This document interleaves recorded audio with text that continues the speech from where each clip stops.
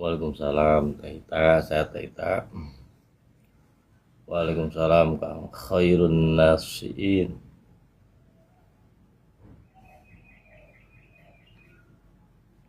Besok hadir atuh ngaji Hikam di Bogor offline.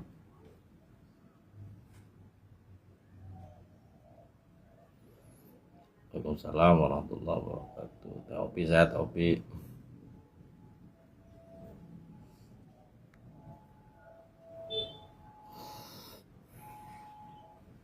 Kita ngirim kemana aja itu, share live nya kemana aja.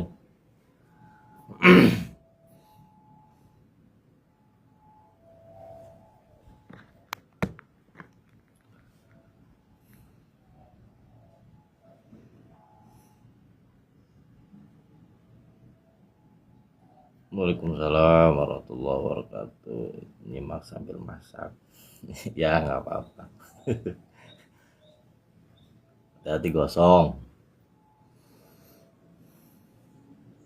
Oh ya siap, mudah-mudahan pada ngaji ya.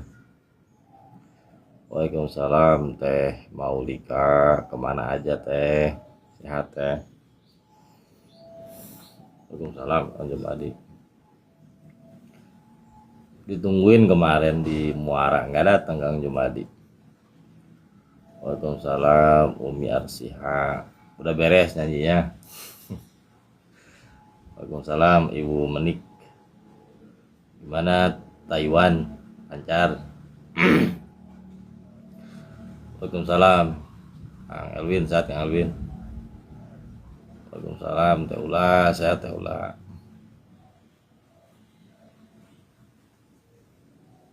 Oh udah. Oh Taiwan 1 minggu hujan gak reda, wes. Di sini malah nggak hujan-hujan. Musim paceklik malah di Bogor, ya di Indonesia lah ya, musim paceklik. Waalaikumsalam Kang Nopal, besok ngaji lagi Kang Nopal. Usahain malam Kamis mah jangan sampai libur. Apapun yang terjadi, belajar mujahadah. Waalaikumsalam Teh Tri, sehat Teh Tri.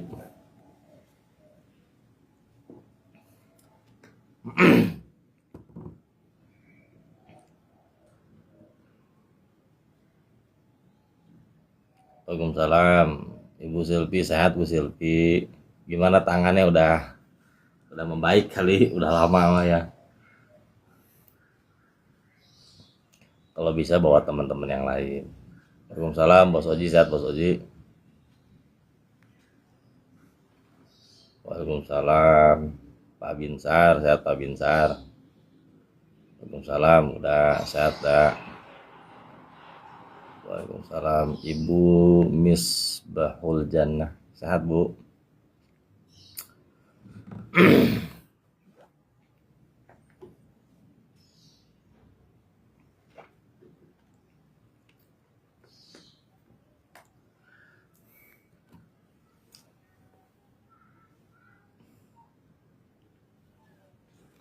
Waalaikumsalam warahmatullahi wabarakatuh.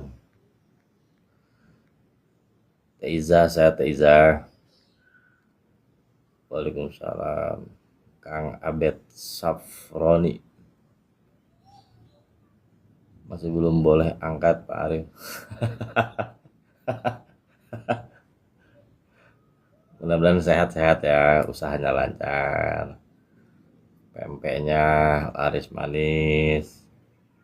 Pisang goreng Radennya laris manis, baik-baik saja.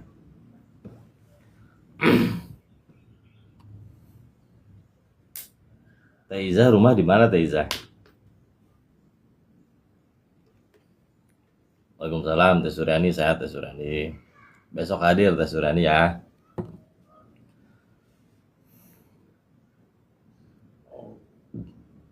Kalau nggak ada kesibukan hadir. Waalaikumsalam Teh Sipa. Teh Sipa besok hadir Teh Sipa. Ya kalau udah sehat main lagi ke Bogor sini. Sekalian season 10. Ya, season 10 nya langsung aja. Waalaikumsalam Mas Sufrianto, sehat? Gimana Malaysia? Udah hujan belum Malaysia? Waalaikumsalam Teh Rima, sehat Teh Rima. Salam keluarga Ustaz. Siap, baik Mas Abed. Mas Abed rumah di mana Mas Abed?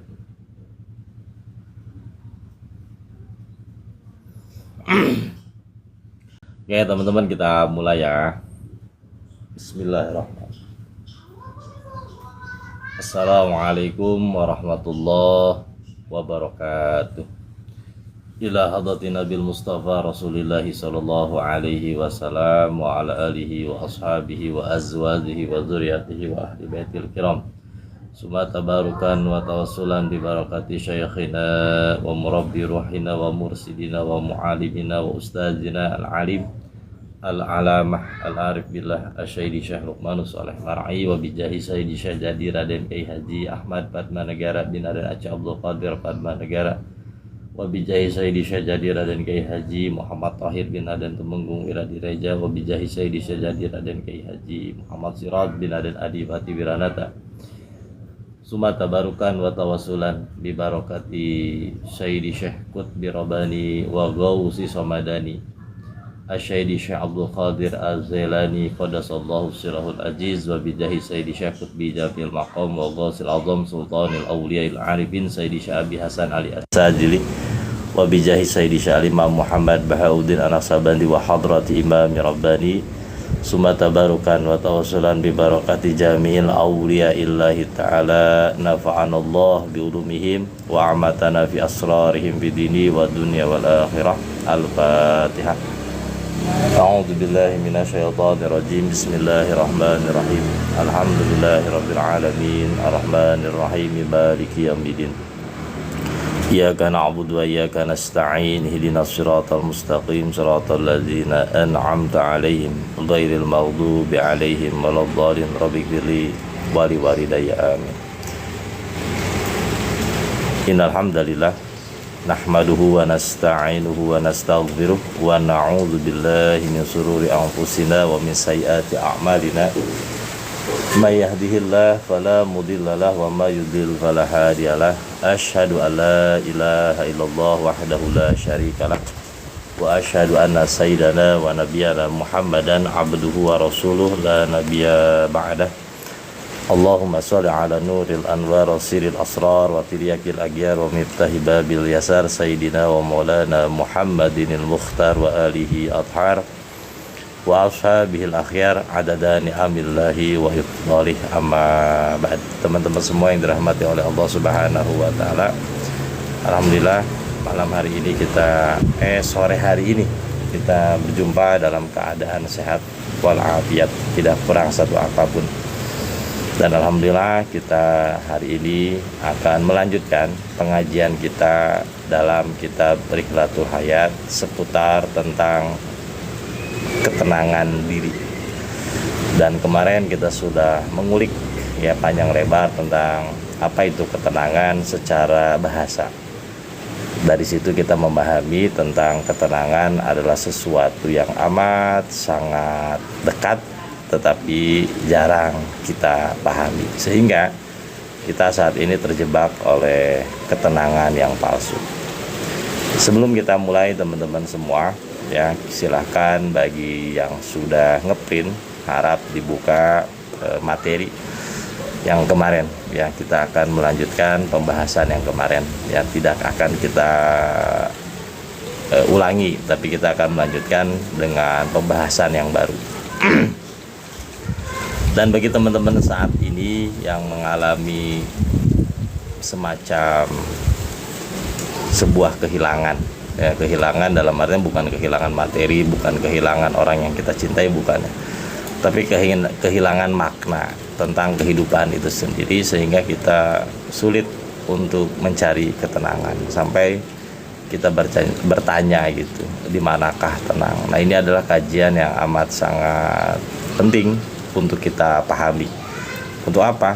Untuk membuat kita tidak terjebak pada ketenangan palsu, tapi kita mampu hadir dalam ketenangan yang bersifat abadi.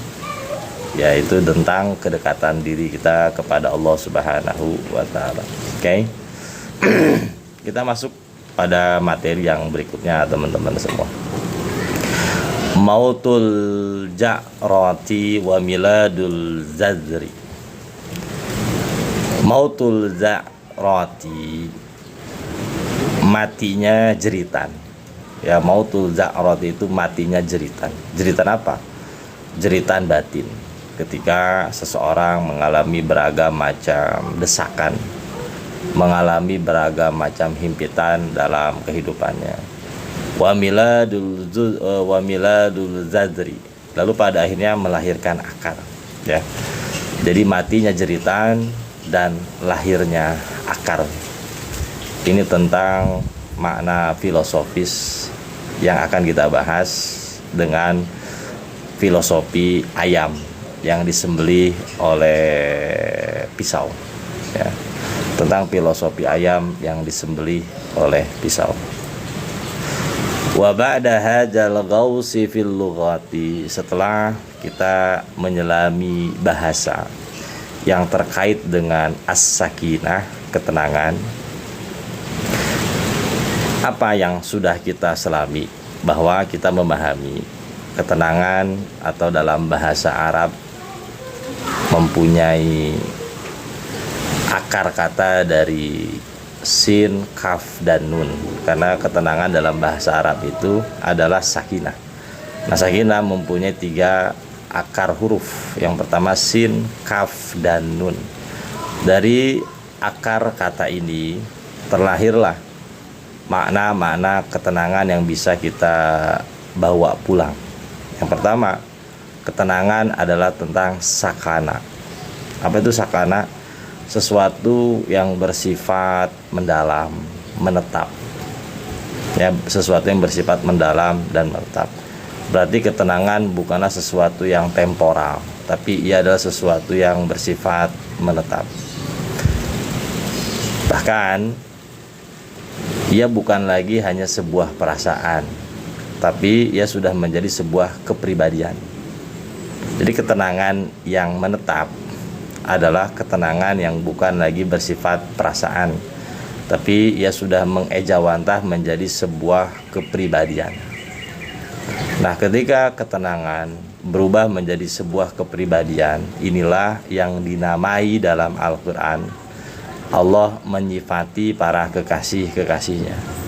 Ala inna awliya Allahi la khaufun alaihim walahum yahzanun.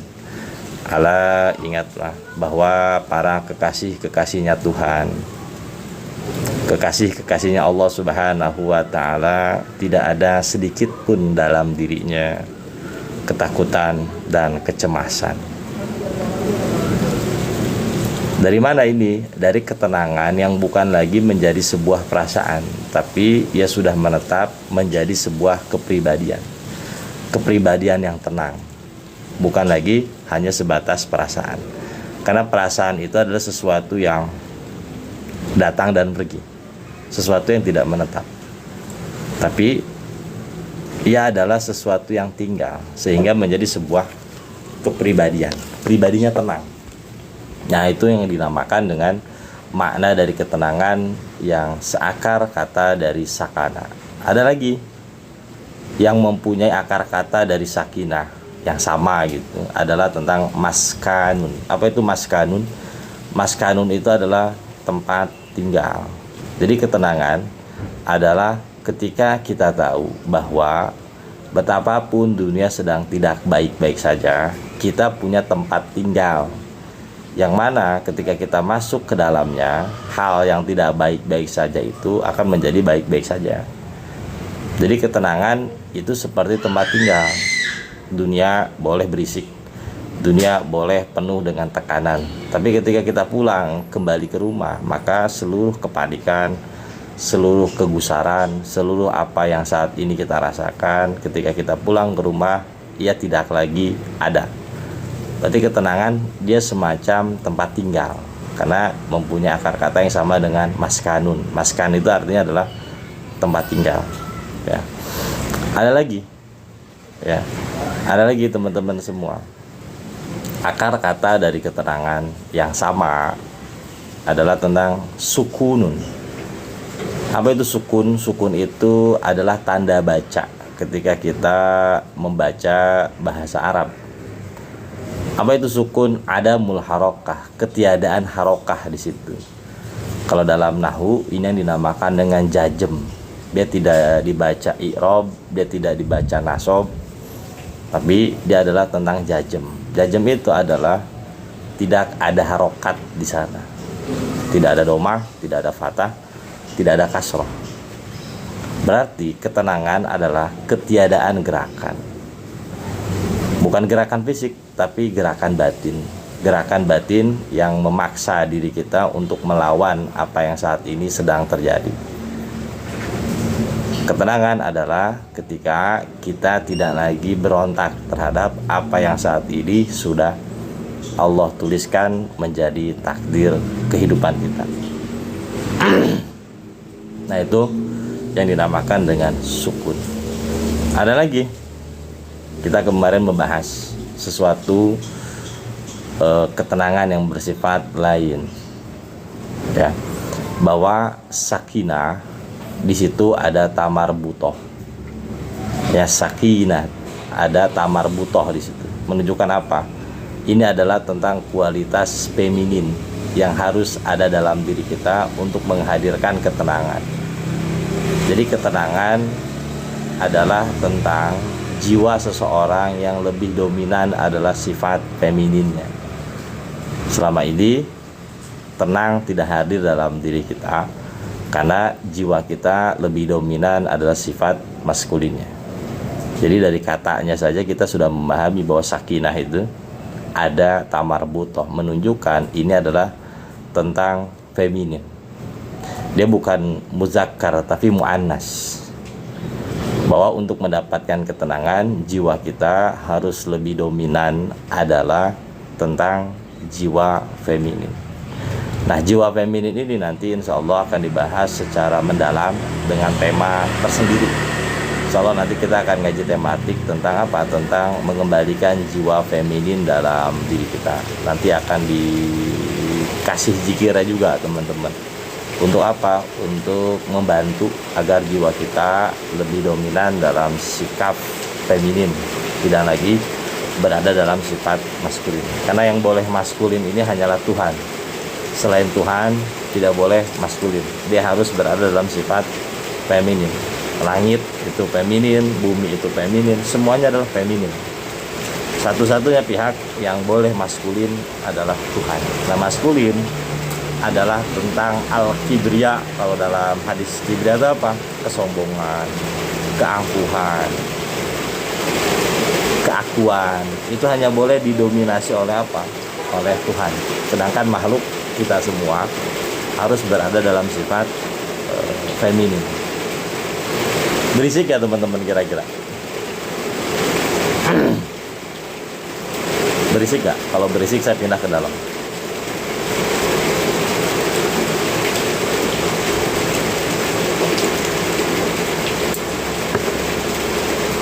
Oh, berisik. Oh, saya pindah ke dalam aja ya teman-teman. Bentar ya.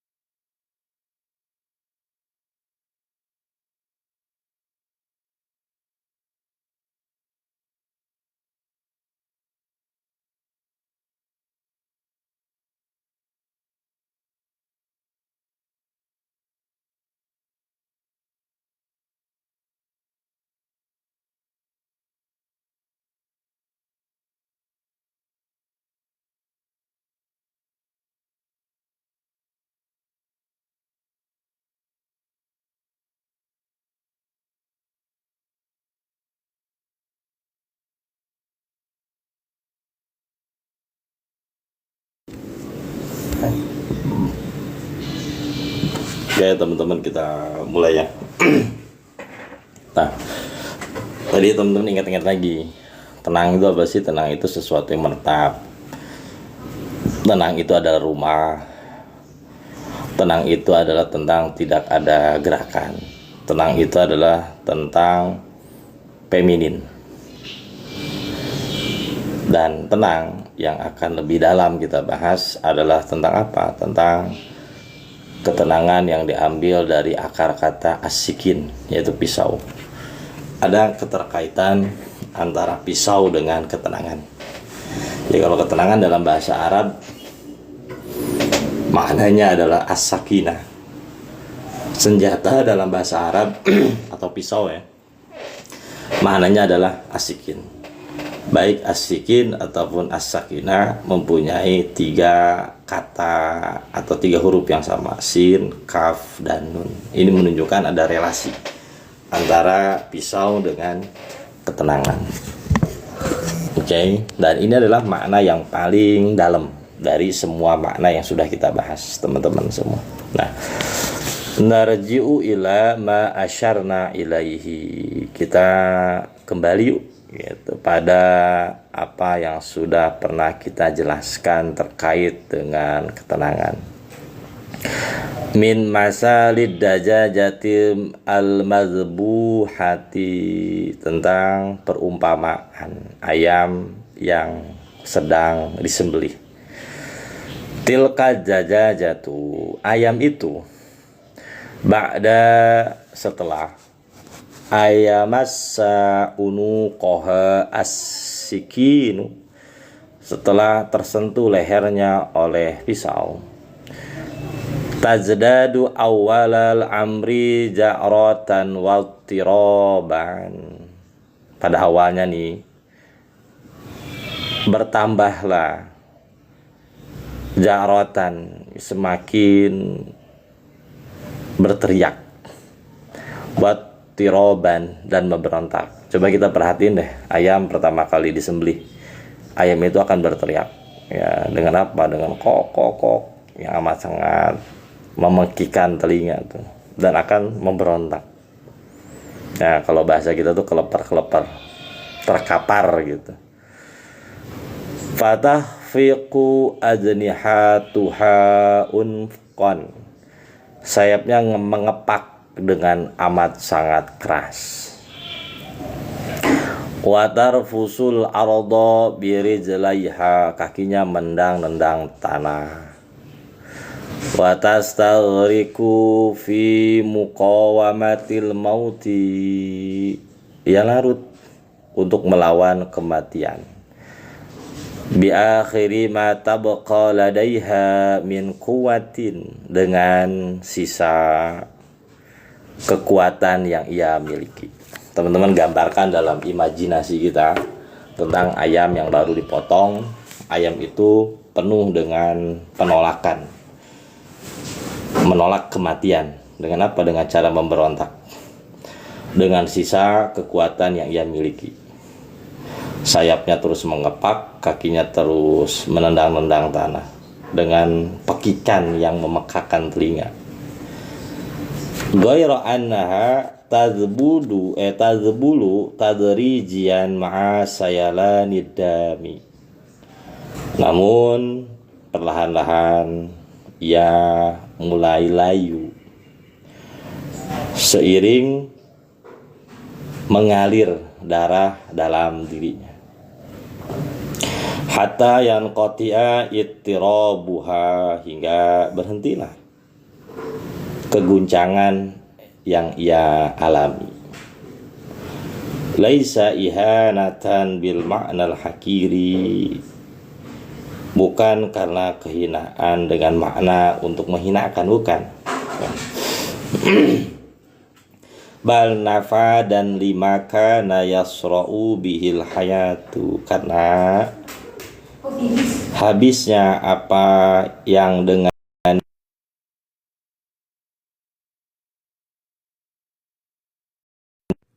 ya, karena habisnya dengan apa yang ia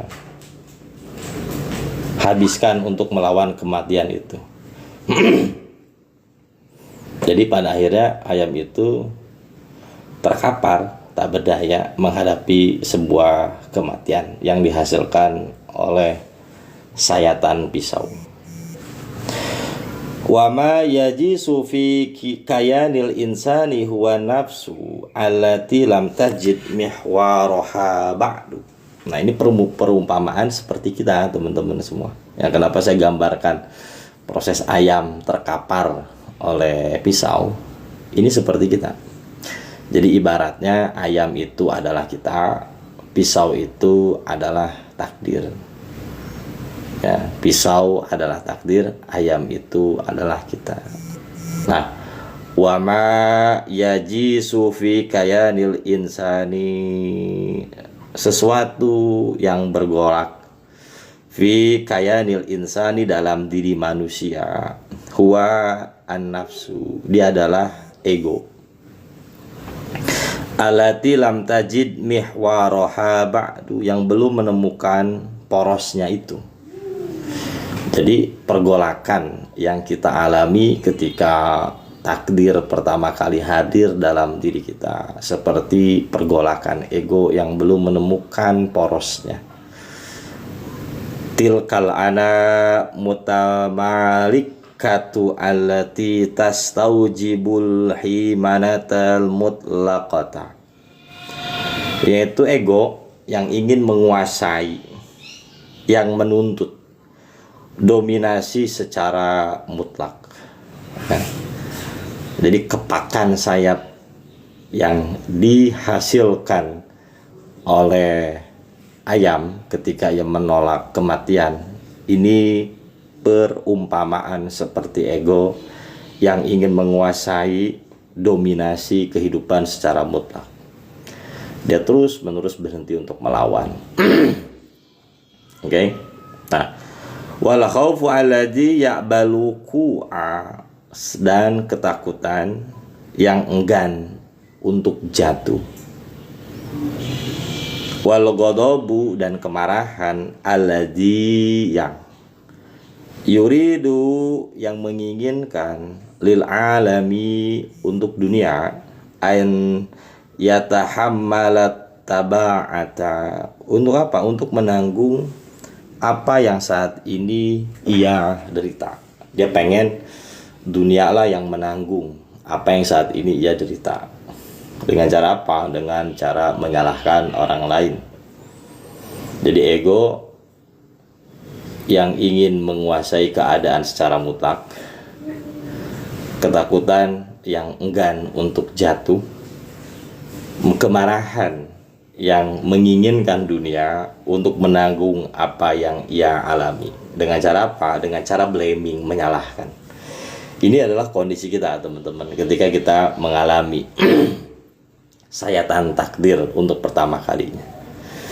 Ego kita memberontak, kemarahan kita memuncak dengan cara menyalahkan pihak lain. Kemudian ketakutan yang enggan jatuh. Karena ketika kita jatuh, ada sesuatu yang bukan hanya rubuh yang terlihat secara fisik, ada juga sesuatu yang rubuh yang kita sematkan pada sesuatu yang kita miliki, yaitu adalah diri kita sendiri. Wal kibriya ul khafiyatu, dan ada jenis kesombongan yang tersamarkan. Alati tahsabu, yang menganggap nafsaha, dirinya, ajadaro min antum tahana bihajal unfi, yang menganggap dirinya terlalu layak untuk diuji oleh kekerasan itu.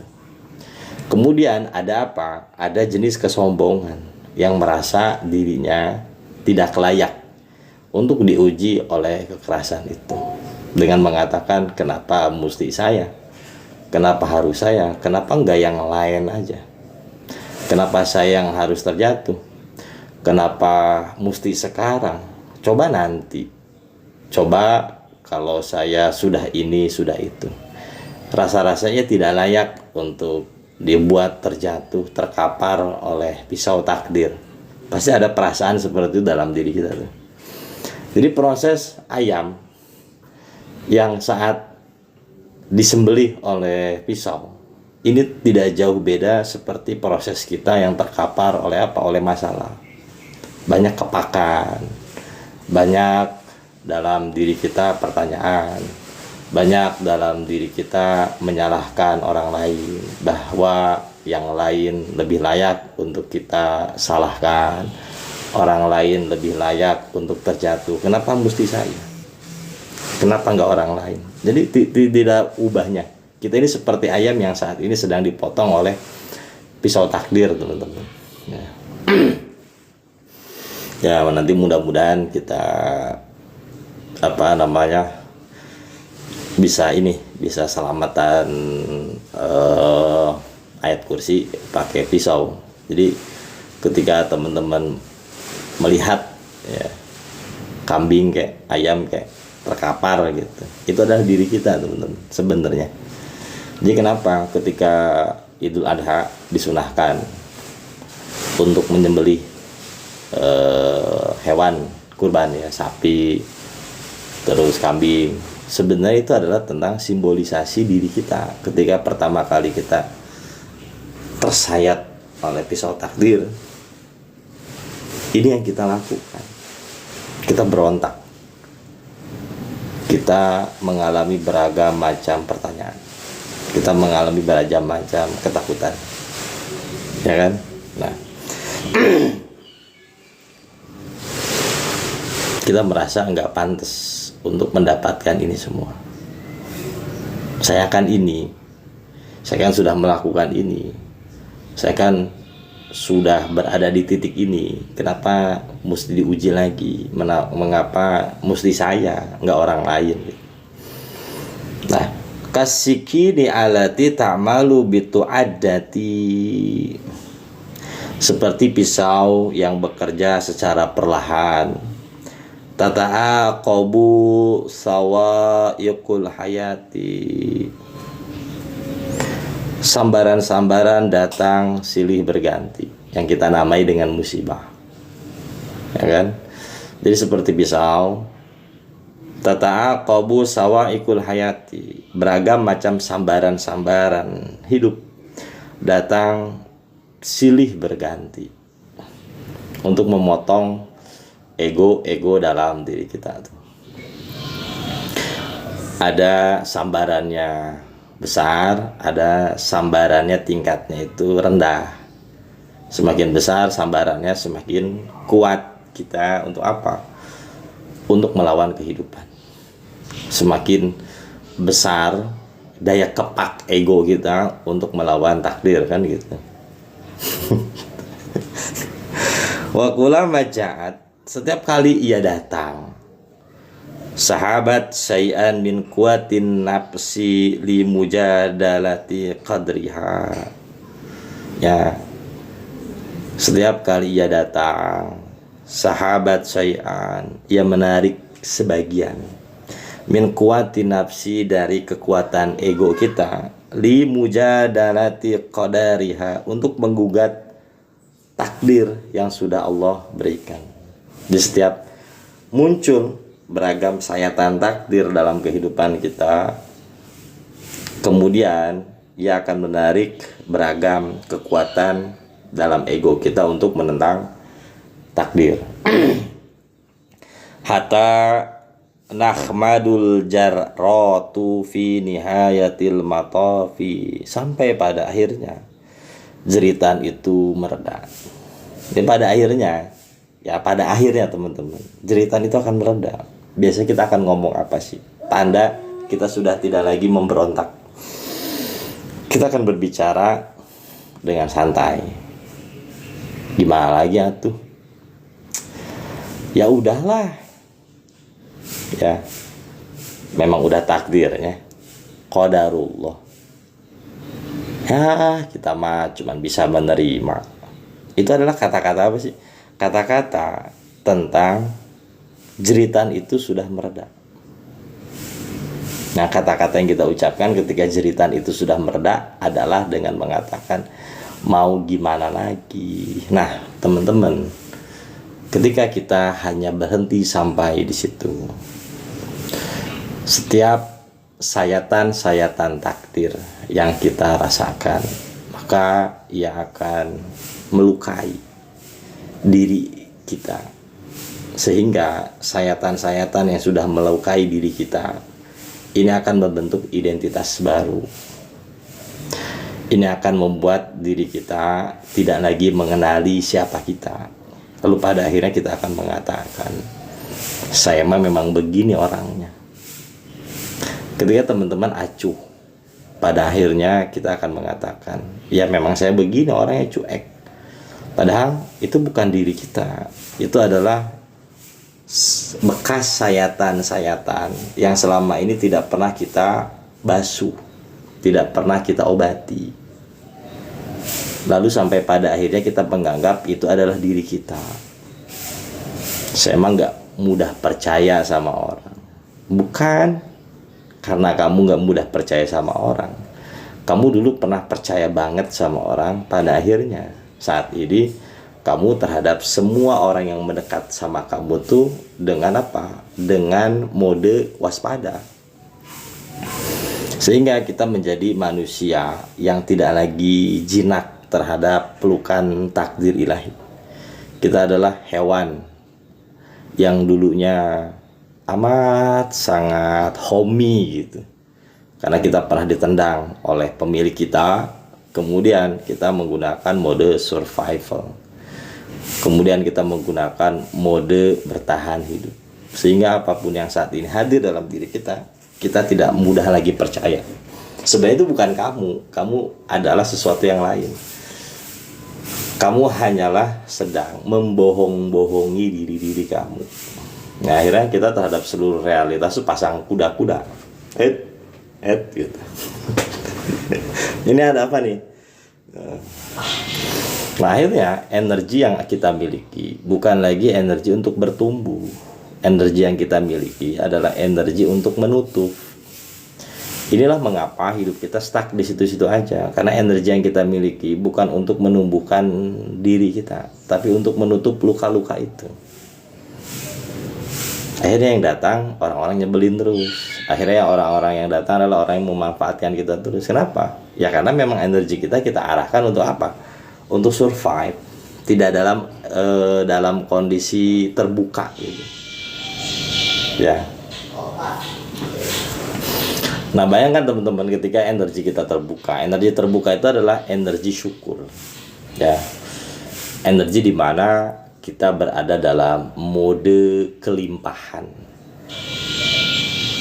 Nah, sebenarnya dalam makom yang diasas oleh para ulama tasawuf ini amat sangat brilian, melampaui logika psikologi.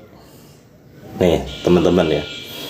Ketika kita berada dalam titik luka yang belum kita sembuhkan karena bekas sayatan-sayatan itu kita biarkan gitu, sehingga yang menjadi identitas palsu kita, maka energi yang sudah Allah hadirkan dalam hidup kita gunakan hanya untuk menutupi itu.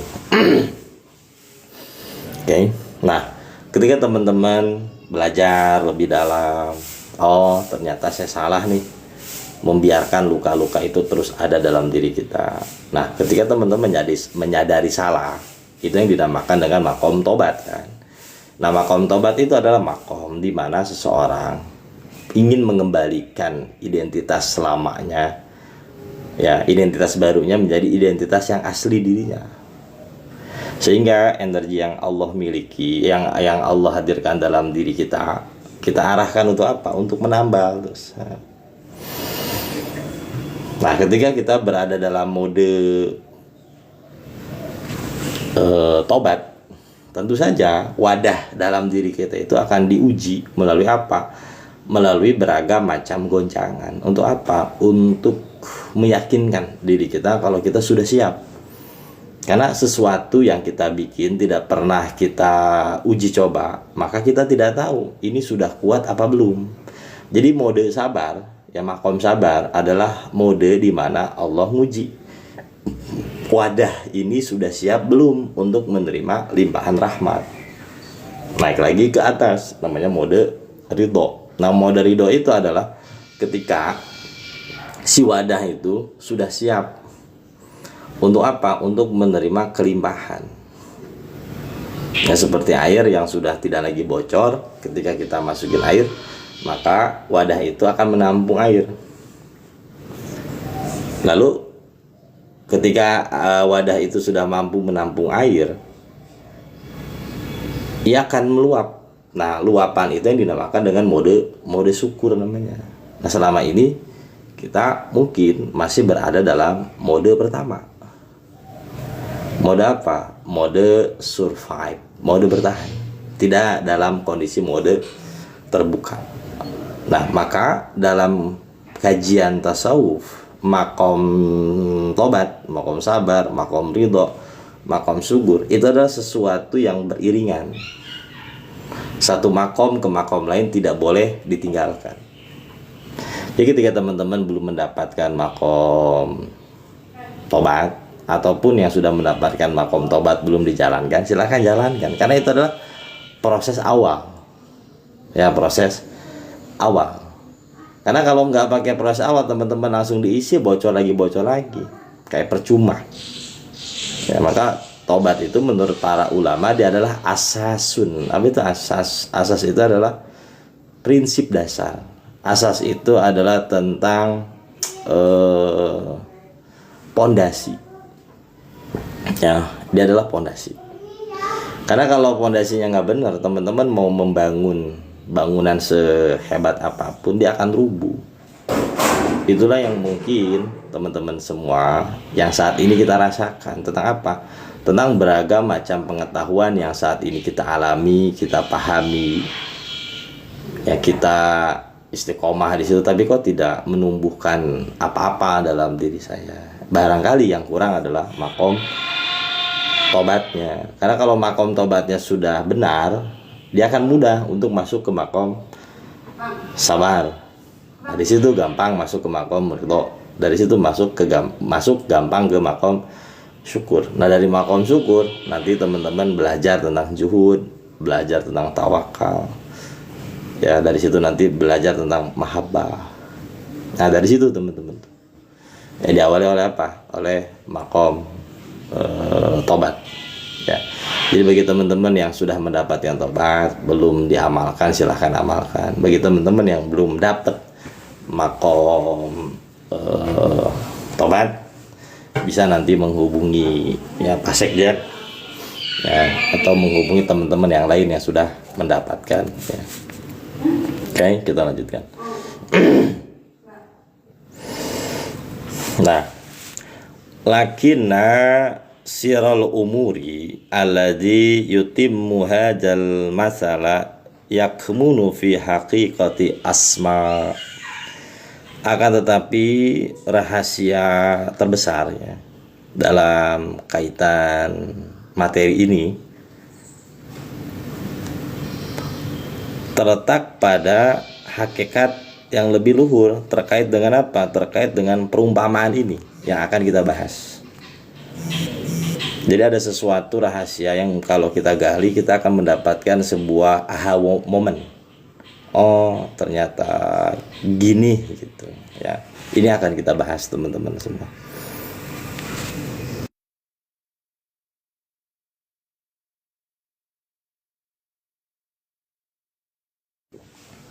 Oke. Mautul ja'rati laisa di hayatil hikayat. Kematian jeritan bukanlah tentang akhir cerita. Ketika teman-teman sudah mulai tidak lagi memprotes keadaan, sudah tidak lagi memprotes takdir, itu bukanlah akhir. Ya, itu adalah awal. Yang selama ini kita memahami bahwa ketika kita sudah tidak lagi komplain terhadap keadaan, kenyataan, kita memahami ini adalah akhir. Barangkali itu bukanlah sebuah ketenangan, barangkali itu adalah kedinginan, ya, sikap dingin dalam diri kita untuk melihat realitas, bukan ketenangan. Kita hanya acuh, ya, kita hanya sedang acuh.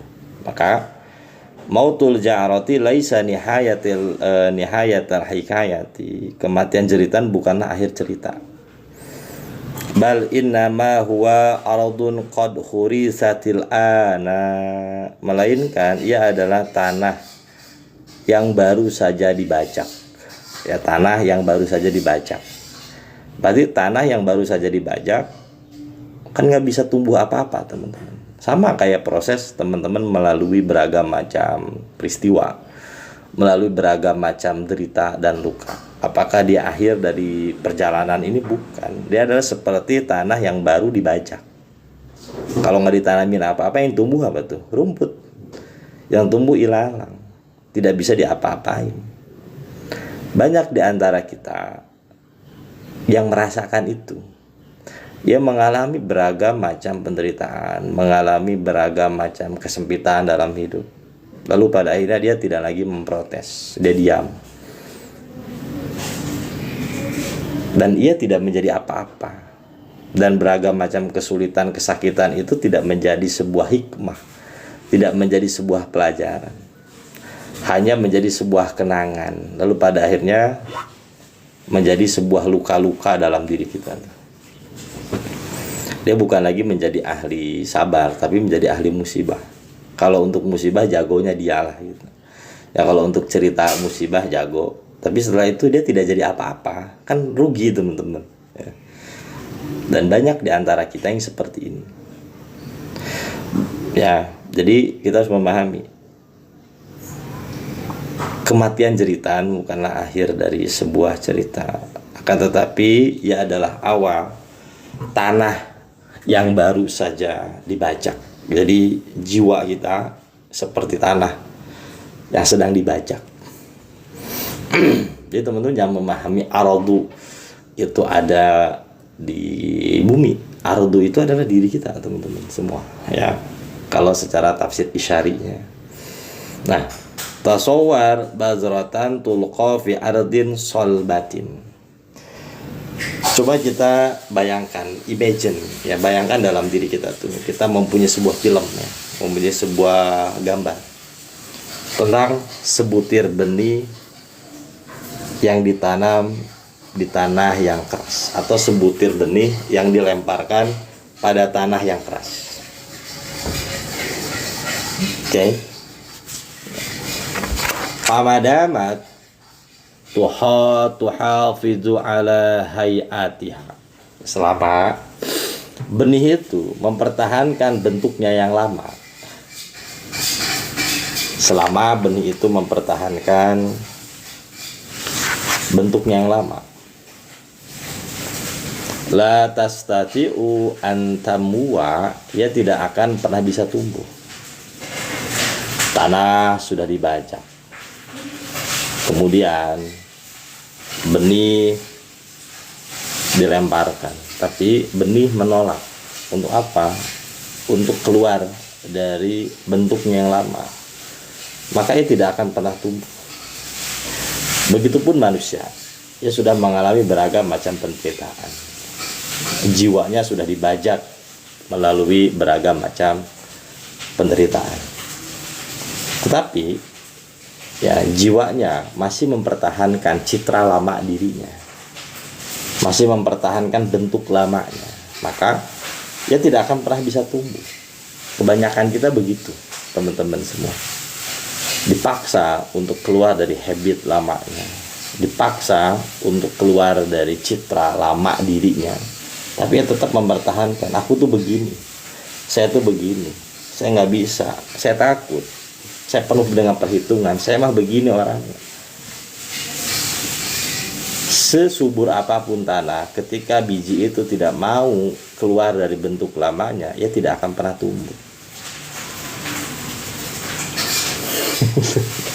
Itu yang membuat, ya teman-teman, rasa-rasanya kok saya belajar gini-gini aja, rasa-rasanya kok saya zikir tidak ada perubahannya. Rasanya saya udah ngaji season 1, season 2 gitu. Kok saya di sini-sini aja ya? Ya karena kita masih mempertahankan bentuk lama kita. Apa yang dinamakan dengan identitas. Identitas palsu yang kita ciptakan melalui apa? Melalui beragam macam ketakutan-ketakutan di masa lalu. Kita belum berada dalam mode terbuka, masih dalam mode tertutup. Aku begini orangnya. Oke, ya, saya pakai simbol gini biar teman-teman paham deh ya. Jadi ketamparnya ketampar halus gitu. Nggak ditampar secara paksa gitu, tapi ketamparnya ketampar halus gitu. Li'anal sayrurataha syajaratan taqtadi. Karena sesungguhnya proses yang harus dilakukan oleh benih, oleh biji itu, ketika ia ingin menjadi pohon, taqtadi menuntutnya antan syaqqa, untuk terbelah. Ya, ketika biji itu ingin menjadi pohon, ingin berbuah, menuntut dirinya untuk apa? Untuk terbelah. Karena kalau tidak terbelah, teman-teman akan selama-lama menjadi biji, tidak menjadi sesuatu yang lain. Ini yang selama ini kita alami. Belajar, ada yang tahunan, ada yang ya mungkin teman-teman mengembara, ngaji sana sini, nyari ijazah sana sini, tapi kok tidak ada perubahan dalam diri kita ya. Kita masih mempertahankan forma lama kita, masih mempertahankan citra lama kita. Padahal biji itu kalau ingin ia tumbuh menjadi sebuah pohon, ia harus apa? Harus terbelah. Nah, ketika kita dipaksa untuk terbelah, kita menolak. Karena kita tidak mau lepas dari apa? Dari citra lama diri kita. Masih apa? Masih terbayang-bayang dengan penuh beragam macam ketakutan masa lalu. Kalau nggak begini, kalau nggak begitu gitu. Masih terjebak dalam pola lama tuh. Nah, teman-teman semua, termasuk guru saya, kayak Lukman, itu adalah guru futuh. Karena guru tuh banyak. Ada guru taklim. Guru taklim itu adalah guru yang mengajarkan ilmu, menambah wawasan.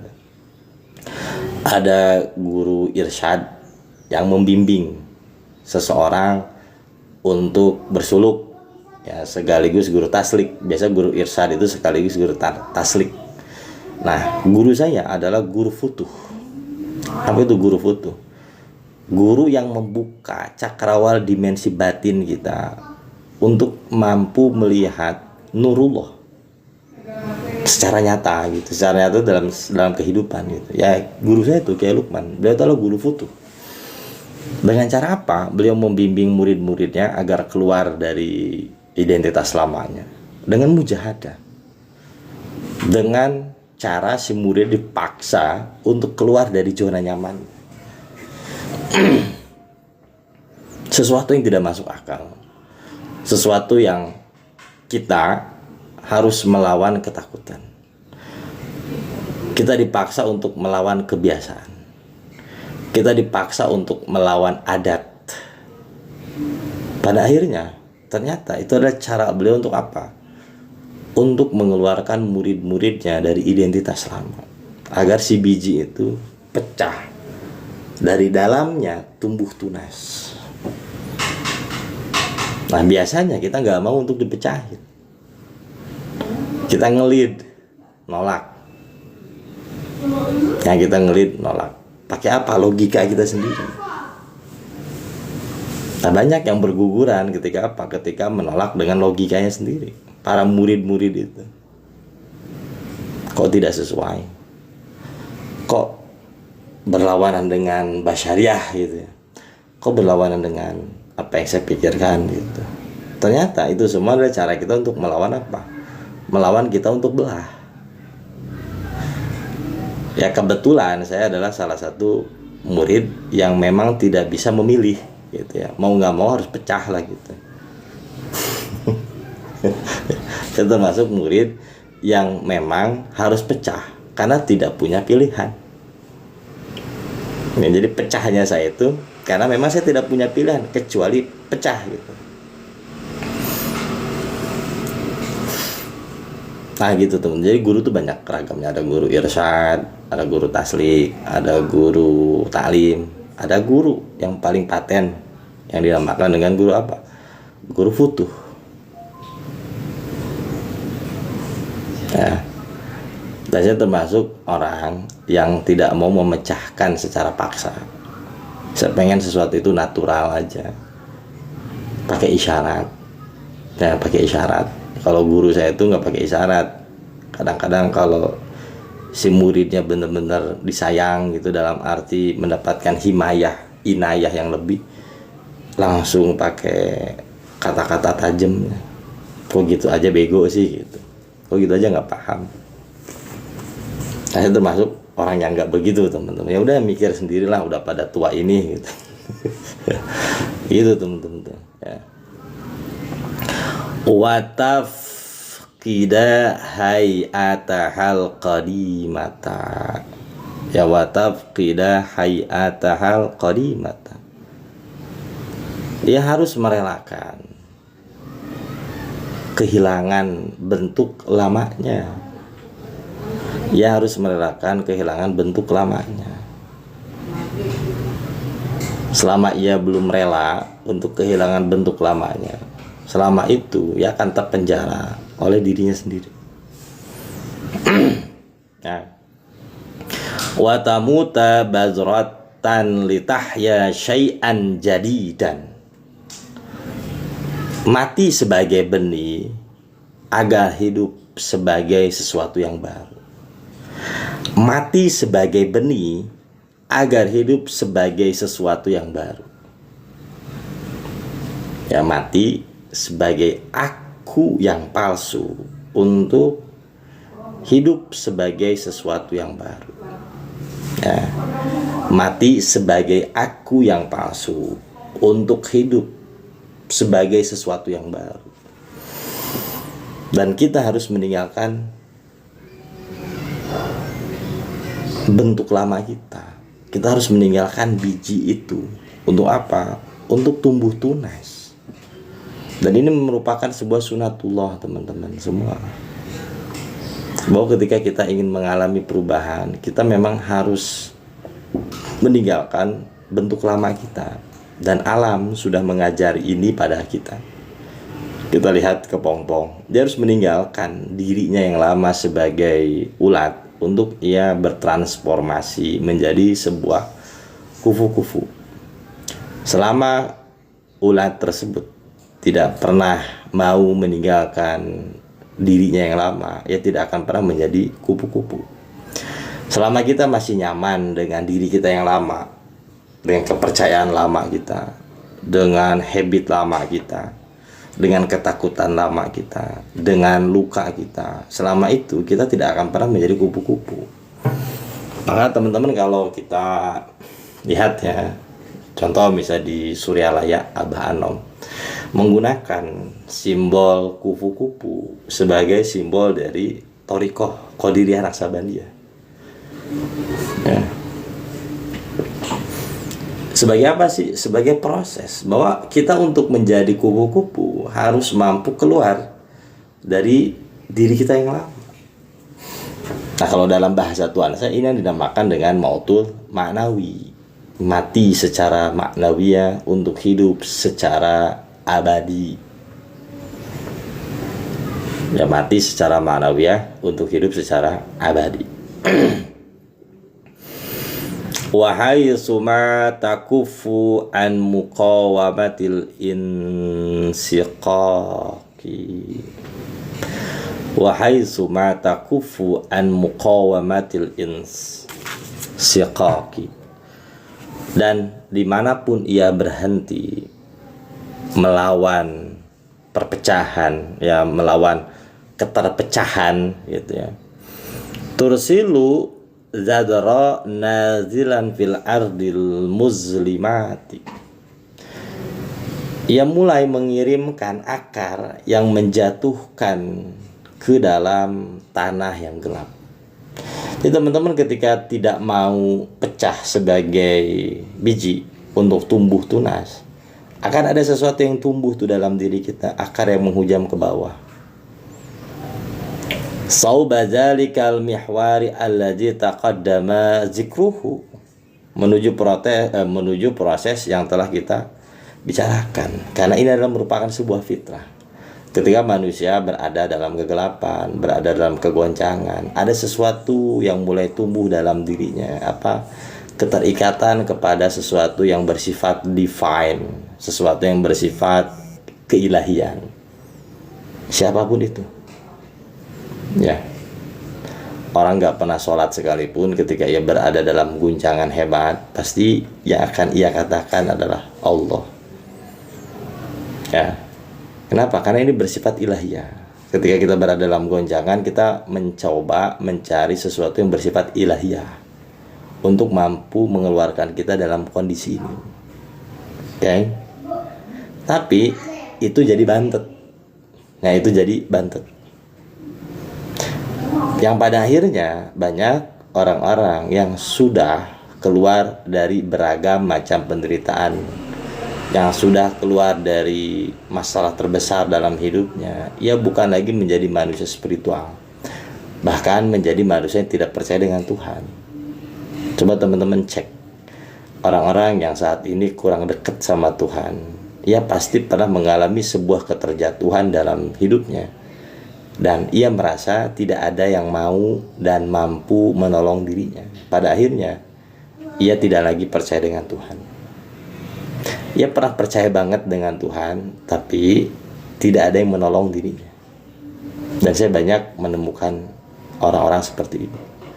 Yang celakanya, orang-orang kayak gini ngedengerin kajian hakikat misalnya, yang pada akhirnya nih kesimpulannya mulai tidak sholat, mulai tidak berdoa, mulai tidak percaya dengan agama. Pasti dia pernah mengalami sebuah tragedi hebat, lalu kemudian tidak ada yang mau menolong dirinya. Tumbuh akar itu adalah tentang kepercayaan yang mulai tumbuh dalam dirinya, tapi dia tidak tahu kemana. Ya.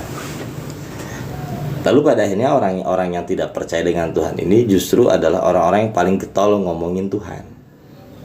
Orang-orang ateis itu adalah orang-orang yang senang banget ngomongin Tuhan gitu. Ya. Nah, itu maksudnya teman-teman. Nah, ghairu anna hadhil aliyata wahdaha la takfi.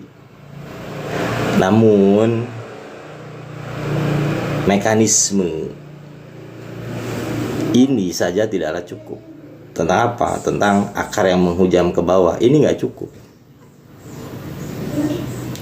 Fakasiruna, kebanyakan kita nih, ya kebanyakan kita, khadu ja'ratan tawilatan. Ya kebanyakan kita khadu ja'ratan tawilatan, sudah mengalami, melalui beragam macam jeritan yang panjang. Jadi di antara kita banyak sekali orang-orang yang sudah mengalami jeritan yang panjang, luka yang tak terperi, beragam macam penderitaan yang terus-menerus menggelayuti. Oke. Wastanfadu kulla taqatil muqawamati, dan menghabiskan seluruh bentuk daya perlawanan. Ya, kita sudah mengeluarkan beragam macam perlawanan. Lakinna, akan tetapi, alladzi yang yatashakkalu ladaihim laisa jadran, yang terbentuk pada dirinya bukan akar, ya, yang terbentuk pada dirinya bukanlah akar, bal hufratan muzlimatan mutafatihatan, melainkan lubang yang gelap yang saat ini terbuka. Ya, yang tumbuh bukan akar, akan tetapi yang tumbuh adalah lubang yang gelap yang terbuka. Nah, ini tentang apa? Tentang perjalanan kita mungkin teman-teman semua. Dari luka itu bukan melahirkan cahaya, tapi melahirkan identitas baru. Akulah si luka itu, akulah si sial itu, akulah si apes itu, akulah si tidak berharga itu. Lalu teman-teman merasa kita dalam menjalani hidup itu harus penuh dengan kewaspadaan. Ya, tidak lagi melahirkan akar, tapi melahirkan luka gitu ya. Hurisatil ardu, tanahnya udah dibajak. Ya, tanahnya udah dibajak melalui apa? Melalui beragam macam kepelikan. Lakin akan tetapi lam yugrash fiha badrun, akan tetapi tidak ada benih yang ditanam di dalamnya. Malah yang tumbuh adalah ilalang, yang tumbuh adalah rumput. Tilka laisat sakinatan, itu bukanlah sebuah ketenangan. Bal qunutun, akan tetapi ia adalah merupakan sebuah rasa frustasi. Yatanakaru fi saubil khudu'i, yang menyamar dalam jubah ketenangan. Ya, banyak di antara kita semua, teman-teman semua, yang saat ini jauh dari ketuhanan, yang saat ini jauh dari kesejatian, yang jauh dari ilmu, yang jauh dari Rasulullah gitu. Tapi terlihat tenang. Sebenarnya itu bukanlah ketenangan. Ya. Itu adalah merupakan apa? Frustasi yang menyamar dalam jubah ketenangan. Senyum yang ia picingkan dalam melihat realita adalah cara ia menambah luka.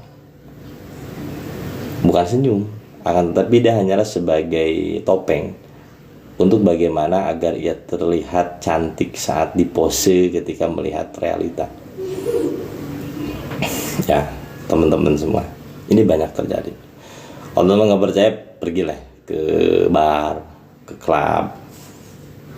Mereka lagi party itu, lagi senang-senang. Tapi kalau kita ngomong berdua di talk, ada tangis yang mereka terus menerus enyahkan. Ada tawa yang terus menerus mereka kembangkan untuk menutupi lukanya. Itu bukan ketenangan. Mungkin ini yang saat ini kita rasakan, teman-teman semua. Kita merasa hidup biasa saja. Kita merasa kita tidak ada apa-apa. Kita merasa kita tenang. Padahal itu bukanlah sebuah ketenangan. Dia adalah frustasi yang sedang menyamar dalam jubah ketenangan. Waqad bayana matnu hajal babi al-bazrata allati yazibu gharsuha. Dan kita sudah menjelaskannya di matan bab ke-9 ini. Al-bazrata, benih, alati, yang yajibu gharasuha, yang harus ditanam, ya, yaitu adalah tentang as-sakinatu natijatun, ketenangan itu adalah buah an qurbil qalbi minallahi ta'ala, dari kedekatan hati kita kepada Allah. Wal iqrari, ya, wal iqrari, dan pengakuan bi anna kulla syai'in, bahwasanya segala sesuatu fi hayatihi, dalam hidupnya, tahta riayati rabbih, itu berada dalam pemeliharaan Tuhannya. Fal qurbu huwa al bazratu, kedekatan ia adalah merupakan benih. Betapa banyak di antara kita semua mengalami beragam macam derita, luka, tapi tidak segera ditumbuhi oleh benih. Karena benih itu adalah tentang apa? Tentang kedekatan kita kepada Allah. Justru tanah yang sudah subur itu tidak segera ditanami benih. Akhirnya ditumbuhi oleh beragam macam ilalang. Akhirnya hati kita menjadi keras. Nah, hati keras ini nanti akan ada pelajarannya sendiri, ya, qaswatul qalbi. Yang lahir dari apa? Yang lahir dari penderitaan. Ya, yang lahir dari beragam macam kepelikan hidup kita. Akhirnya kita tidak lagi percaya dengan pertolongan, tidak lagi percaya dengan adanya keajaiban, tidak lagi percaya dengan adanya faktor X dalam diri kita. Akhirnya kita menjadi manusia yang logis. Ya, manusia logis itu apa? Contoh nih, ini bukan logika filsafat, bukan. Logis itu segala sesuatu itu harus kita pikirkan. Padahal itu di luar kekuasaan diri kita. Kita melihat masa depan bukan lagi sebagai sesuatu yang berada dalam wilayah takdir Tuhan. Kita melihat masa depan adalah sesuatu yang harus berada dalam kendali diri kita. Apa yang terjadi? Akhirnya kita overthinking. Ketika kita overthinking, pada akhirnya kita sedang merelakan apa yang saat ini sedang terjadi. Alih-alih ketika kita mancing, teman-teman semua, kita memperhatikan umpan kita memperhatikan joran kita memperhatikan perahu kita, sesuatu yang ada di kendali kita itu kan itu. Kita lebih memfokuskan ombak, kita memfokuskan apa yang ada di bawah lautan sana.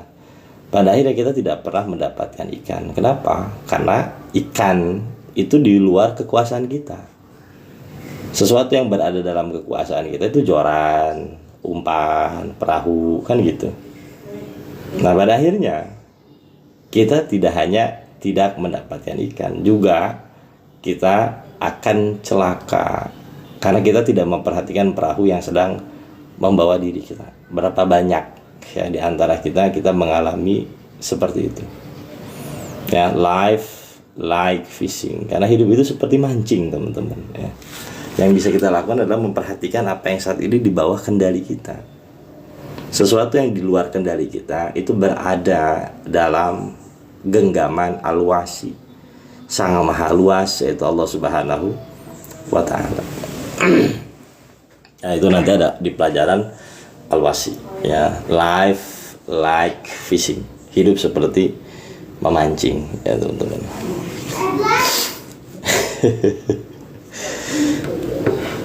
Nanti mancing lagi ya, kabarin deh kalau lagi musim ikan, nanti kita berangkat lagi.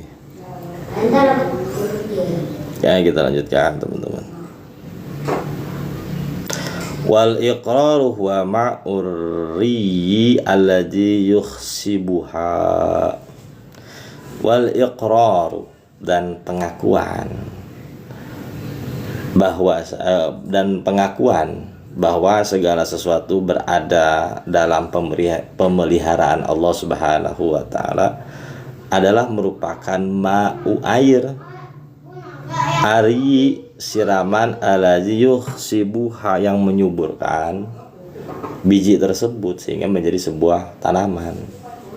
Jadi kedekatan adalah merupakan benih, sedangkan siraman adalah merupakan air yang menyuburkan benih tersebut. Nah, nanti ini akan dikaji panjang lebar besok, teman-teman. Tentang apa? Nurul yakin, cahaya keyakinan. Jadi jangan-jangan sebenarnya kita sedang tidak melihat dunia, kita hanya sedang melihat pantulan, keinginan, ketakutan, lalu kita arahkan, proyeksikan terhadap dunia, sehingga dunia itu tidak indah. Kenapa? Karena yang kita lihat adalah pantulan keinginan, pantulan ketakutan.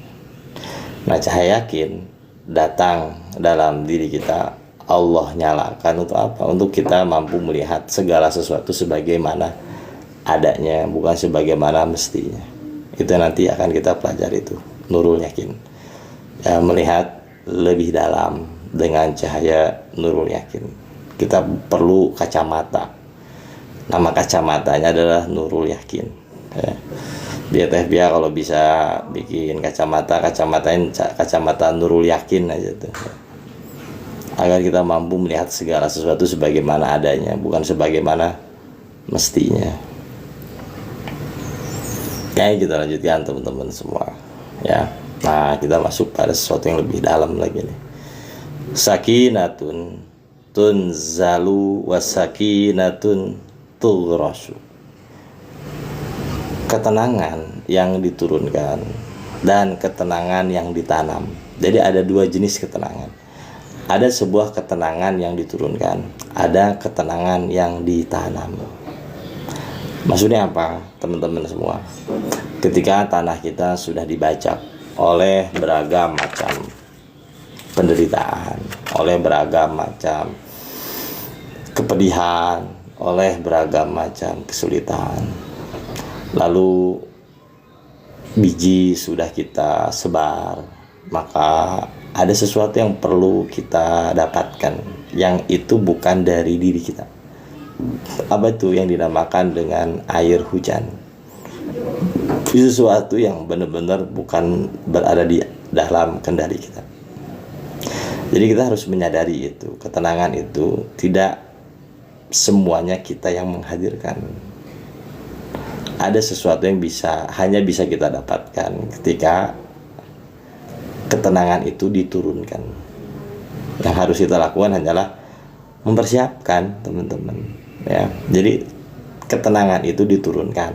Nah, karena ketenangan itu diturunkan, tugas kita hanyalah mempersiapkan agar ketika ketenangan itu turun, ia mampu membasahi tanah yang sudah dibajak, yang di dalamnya sudah ada biji. Jangan sampai ketenangan itu turun, tanahnya belum dibajak, bijinya belum dimasukin. Akhirnya jadi apa? Akhirnya menjadi tanah yang hanya ledug, ya kalau bahasa Sundanya itu ledug. Ya, hanya tanah yang menjadi lumpur, itu nggak jadi apa-apa, jadi lumpur aja tuh. Ya. Oke, kita lanjutkan. Samata bu'dun akharu yutimmu hadhihi surata. Ada dimensi lain untuk menyempurnakan gambaran ini. Teman-teman sudah dapat banyak nih. Filosofi tenang itu seperti roda yang di luarnya bergerak secara cepat, tapi tengahnya sebagai as roda itu dia tidak berputar. Itulah ketenangan. Ketenangan dia seperti apa? Seperti orang yang saat ini sedang ingin menumbuhkan biji itu. Dia harus keluar dari citra lamanya agar tumbuh menjadi sebuah tanaman. Jadi teman-teman udah dapat banyak nih, ya. Mudah-mudahan Allah kasih pemahaman, ya. Sama tabu'dun akharu yutimmu hadhihi surata. Ada dimensi lain untuk menyempurnakan gambaran ini. Falaulahu, kalau tidak dengan gambaran ini gitu, kalau tidak dengan filosofi ini gitu, lakanati sakinatu, pastilah ketenangan ka'annaha akan dianggap natijatu juhdin basyarin, hanya sebatas hasil jeripayah manusia belaka kalau tidak menggunakan gambaran ini. Sirfin fi ihtimalil awasifi, dalam menahan badai, ya, dalam menahan badai. Pada akhirnya teman-teman menjadi ahli tabah. Apa yang dimaksud dengan ahli tabah? Teman-teman menjadi manusia yang perfeksionis, pernah mengalami sebuah luka, mengalami sebuah keterpisahan, pernah mengalami sebuah keterjatuhan, lalu pada akhirnya teman-teman melihat ketenangan yang saat ini teman-teman dapatkan hasil dari struggle kita. Ini akan memunculkan manusia-manusia perfeksionis. Ini akan memunculkan manusia-manusia yang egois. Ini akan memunculkan manusia-manusia yang senantiasa melihat dunia dengan cakrawala cara berpikirnya saja. Dan ini banyak orang-orang yang berhasil keluar dari tekanan hidup, mengandalkan dirinya sendiri. Pada akhirnya ia terjebak dalam sebuah pemahaman yang dinamakan zaman sekarang ini materialistik positif. Itu adalah sesuatu yang terlihat. Segala sesuatu bisa berjalan ketika semua kendali berada di tangan kita. Menjadi manusia apa? Menjadi manusia perfeksionis. Teman-teman kalau pernah menghadapi orang ini, biasanya banyaknya berada di kantoran, ya. Orang-orang yang saklek tuh, orang-orang yang tidak pernah melihat faktor X. Segala sesuatunya harus berada di bawah kendali dirinya. Bahaya ketika apa? Ia pernah menahan gelombang badai sendirian, kemudian dia berhasil keluar sebagai champion, pemenang. Lalu ia merupakan faktor X, melahirkan manusia-manusia yang dingin, tidak berperi kemanusiaan. Ya, kalau bahasa sekarang itu menjadi manusia psikopat. Ya, manusia-manusia yang tidak peduli tentang apa yang manusia lain rasakan. Pokoknya hidup harus sesuai dengan apa yang saya inginkan. Kalau nggak nurut, cut. Ini bahaya juga, teman-teman. Jadi ada yang manusia keluar dari penderitaan, ia menjadi manusia yang rapuh, seperti biji yang tengahnya itu bolong gitu.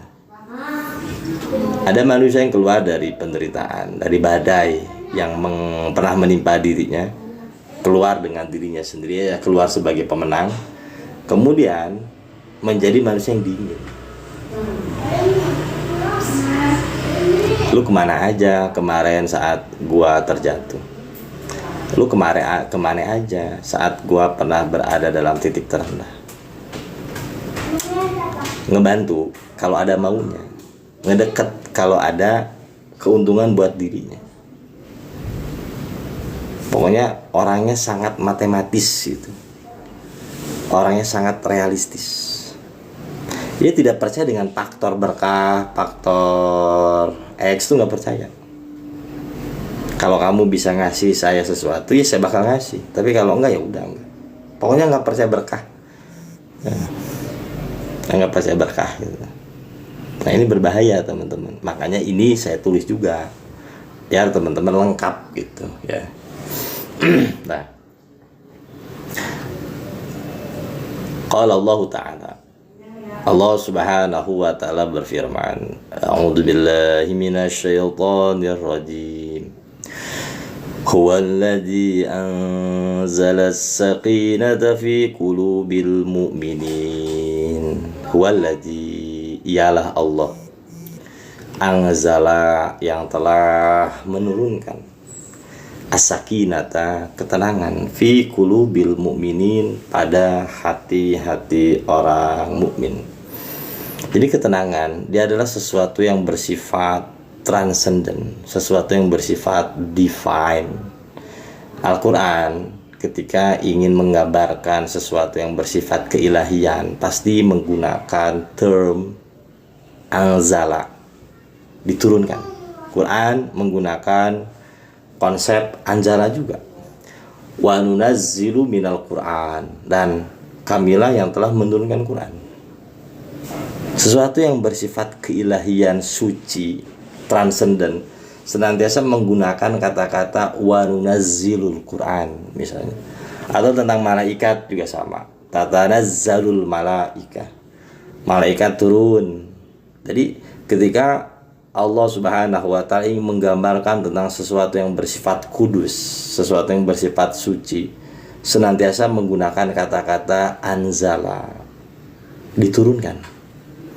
Tidak ada di sini gitu. Ya harus dilahirkan, diturunkan dari tempat yang suci.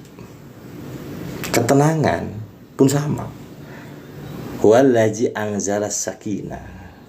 Allah lah yang telah menurunkan ketenangan fi qulubil mu'minin, pada hati-hati orang mukmin. Ketenangan itu seperti apa? Seperti air hujan. Dia tidak ada di bumi, dia harus diturunkan dari atas ke bawah. Menunjukkan apa? Ketenangan itu sesuatu yang bersifat divine, sesuatu yang bersifat ilahiyah, transcendent. Walam yakul anbata, Allah enggak berfirman terkait ketenangan itu dengan kata-kata anbata, kamilah yang telah menumbuhkan, enggak. Atla'aha minat turbati, yang telah memunculkan dari tanah gitu. Enggak teman-teman. Bal, akan tetapi qala, Allah Subhanahu wa Ta'ala berfirman, anzala, kamilah yang menurunkan. Ya, yang telah menurunkan. Allah lah yang telah menurunkan gitu. Jala baha minal ala, yaitu yang mendatangkan minal ala, dari atas. Nah dari situ teman memahami lagi nih ketenangan itu apa gitu ya.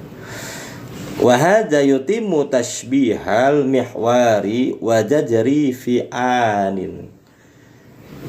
Nah perumpamaan, nah wa hadza, inilah gitu ya, yutimmu, sesuatu yang mampu menyempurnakan, perumpamaan al-mihwari, poros, wajah, jari, dan akar.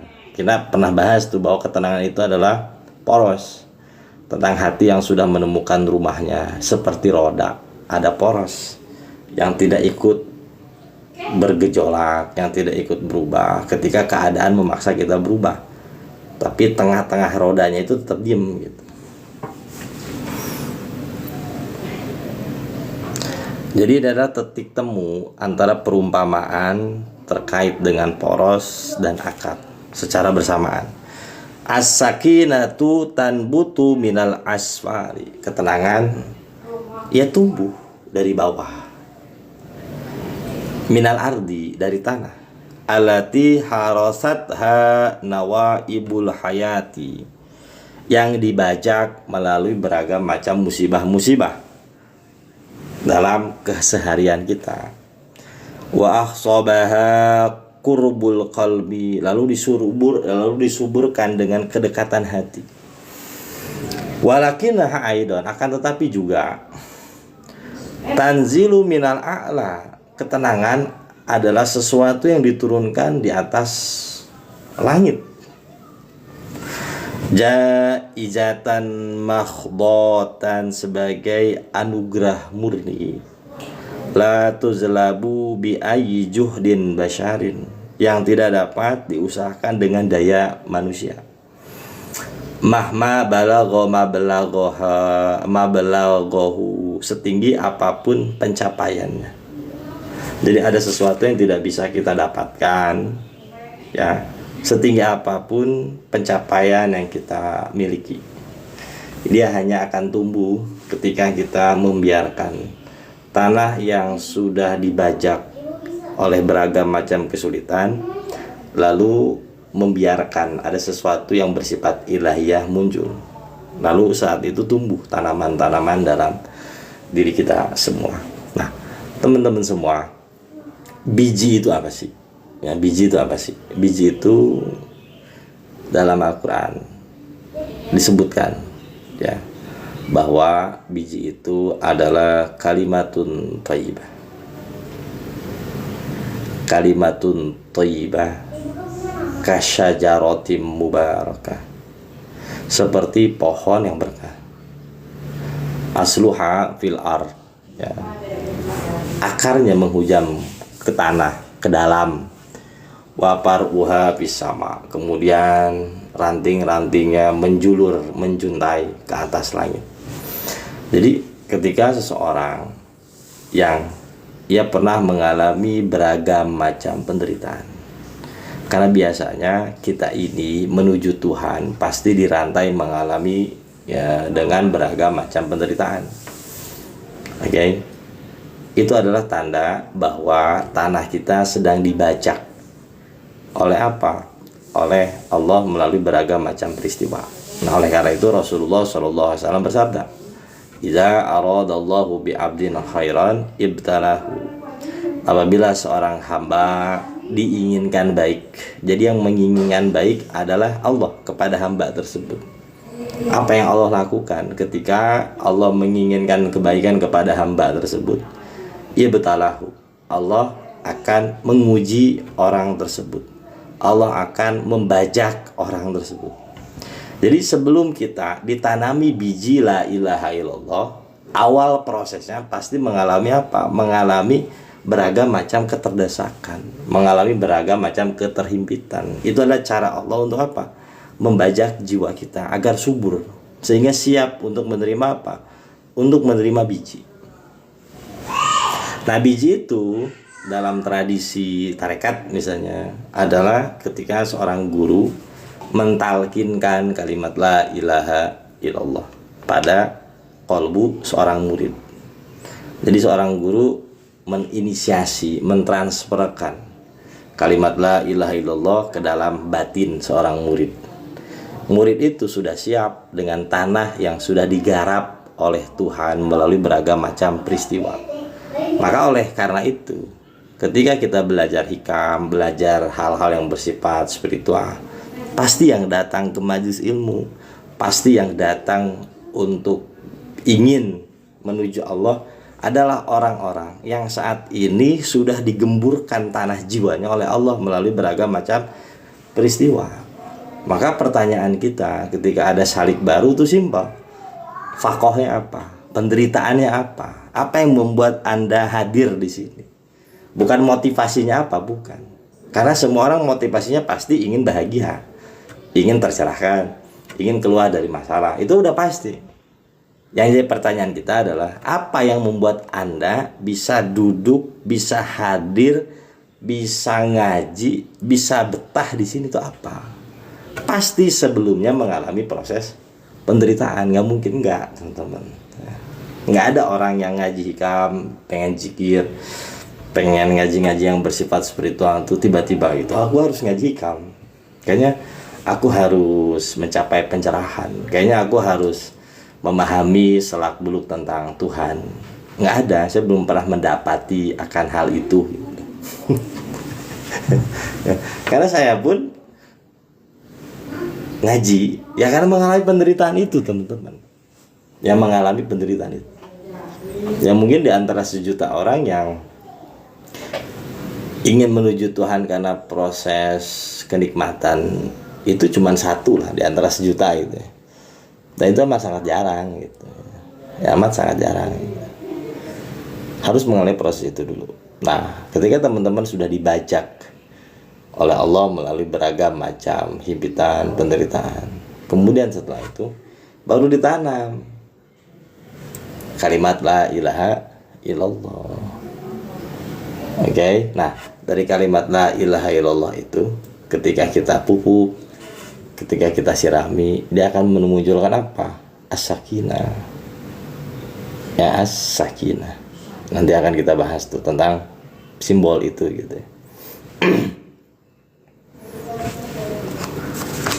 Nah, innaha halus sahabati yaumal Hudaybiyah. Ini juga yang dialami, ini innaha sesungguhnya keadaan itu nih yang juga dialami oleh siapa? Oleh para sahabat pada peristiwa Hudaybiyah. Jadi ada sebuah peristiwa ya yang menggambarkan tentang ketenangan. Itu bukan berasal dari faktor kemampuan kita saja, tapi ada sesuatu yang berasal dari faktor X itu. Nah, nanti faktor X ini akan kita lihat dengan kacamata hikam yang dinamakan dengan nurul yakin. Jadi makanya teman-teman semua, ketika kita membuka pengajian jangan sampai terlewat. Kenapa? Karena pengajian kita itu simultan. Dia adalah rangkaian episode, dia bukan film. Ya, bukan film gitu. Bukan film artinya 1 jam 2 jam beres. Enggak gitu, teman-teman. Dia adalah sebuah rangkaian. Satu kajian dengan kajian yang lain itu saling melengkapi tuh. Karena memang sudah saya susun secara matang, nggak sembarangan gitu. Maka kalau teman-teman yang ngaji sekali rugi ya. Maka kalau ketinggalan cepet-cepet langsung dengerin ya YouTube-nya. Oh, maksudnya ini. Ya, nanti akan kita bahas tuh tentang apa? Tentang cahaya keyakinan. Inna halus sahabati yaumal Hudaybiyah. Keadaan ini juga yang dialami oleh para sahabat pada peristiwa Hudaybiyah. Bi mazharin kharijiyin yantiku bil hazimati. Pada penampilan luar. Yantiku menunjukkan kekalahan, ya, menunjukkan proses kekalahan atau menunjukkan citra kekalahan. Kenapa? Karena perang Hudaybiyah itu sebelumnya Rasulullah SAW berserta para sahabat ini mempunyai sebuah ukud ya, atau perjanjian. Nah, perjanjian itu amat sangat tidak menguntungkan terhadap Rasulullah dan para sahabat. Salah satunya nih, isi dari perjanjian itu apa sih? Nggak boleh umroh, gencatan senjata, harus mengembalikan siapapun yang lari dari Mekah ke Madinah gitu. Pokoknya amat sangat tidak menguntungkan. Sampai-sampai Sayyidina Umar itu protes gitu. Protesnya gimana? Ini amat sangat tidak menguntungkan kita, wahai Rasulullah. Berbahaya. Tapi ya Rasulullah lebih paham apa yang harus terjadi saat itu, bagaimana gitu. Karena alat baca Rasulullah lebih luas dibandingkan para sahabat itu sendiri. Oke. Nah, wahum muhasaruna biuqudin. Para sahabat itu dikepung dengan perjanjian mujhafatin yang memberatkan, wa awaqiba ghairi ma'munatin, yang konsekuensinya adalah ketidakamanan itu sendiri. Kapanpun para sahabat dan Rasulullah bisa aja dikepung. Kenapa? Karena ada gencatan senjata. Kapanpun bisa aja dikepung gitu. Oke. Nah, lakinna sakinata kanat tanzilu ala qulubihim. Akan tetapi yang ajaibnya nih, ketenangan justru ya diturunkan pada hati para sahabat. La bimuqaddari tilkal mu'attala'ati zahiriyati. Padahal ketenangan itu tidaklah sebanding terhadap hambatan-hambatan fisik yang nampak, yang sebenarnya harusnya para sahabat itu nggak tenang gitu. Dengan apa? Dengan kondisi yang amat sangat mencekam itu. Ya, dengan kondisi yang amat sangat mencekam itu, para sahabat harusnya nggak tenang. Tapi Rasulullah dan para sahabat diberikan rasa ketenangan yang amat sangat luar biasa oleh Allah. Oke. Fasakinatu tanzilu hatta fi adyakiz zurufi. Maka ketenangan muncul, ya, diturunkan oleh Allah bahkan di saat di dalam situasi yang paling amat terhimpit. Ketenangan itu justru muncul. Di saat apa? Di saat segala situasi itu tidak memungkinkan. Li'annaha laisat hasilata hisabatil waqi'i. Karena itu semua tidaklah lahir dari apa? Dari perhitungan realistis. Karena semua itu tidaklah lahir dari perhitungan matematis. Bal ata'un yasri min mihwarin la yakhda'u lisunanis sababiyatil ardiyati. Akan tetapi ia merupakan pemberian yang mengalir dari poros yang tidak tunduk pada hukum sebab akibat duniawi. Jadi ketenangan yang diturunkan adalah ketenangan yang saat ini kita rasakan. Bahkan segala sesuatu terasa menghimpit dalam diri kita. Karena kita tidak lagi terjebak pada apa yang nampak. Kita sudah mampu melihat pada sesuatu yang tidak nampak. Nah, cara kita untuk melihat pada sesuatu yang nampak ini, kita menggunakan kacamata Nurul Yakin. Yang ini akan kita bahas besok. Ya, cahaya Nurul Yakin inilah yang pada akhirnya akan melahirkan sebuah ketenangan yang mendalam. Ketenangan yang tidak berada dalam proses sebab akibat, karena ia sudah bergantung pada al-musabbibus sabab, yang menciptakan penyebab itu sendiri. Ya teman-teman tuh.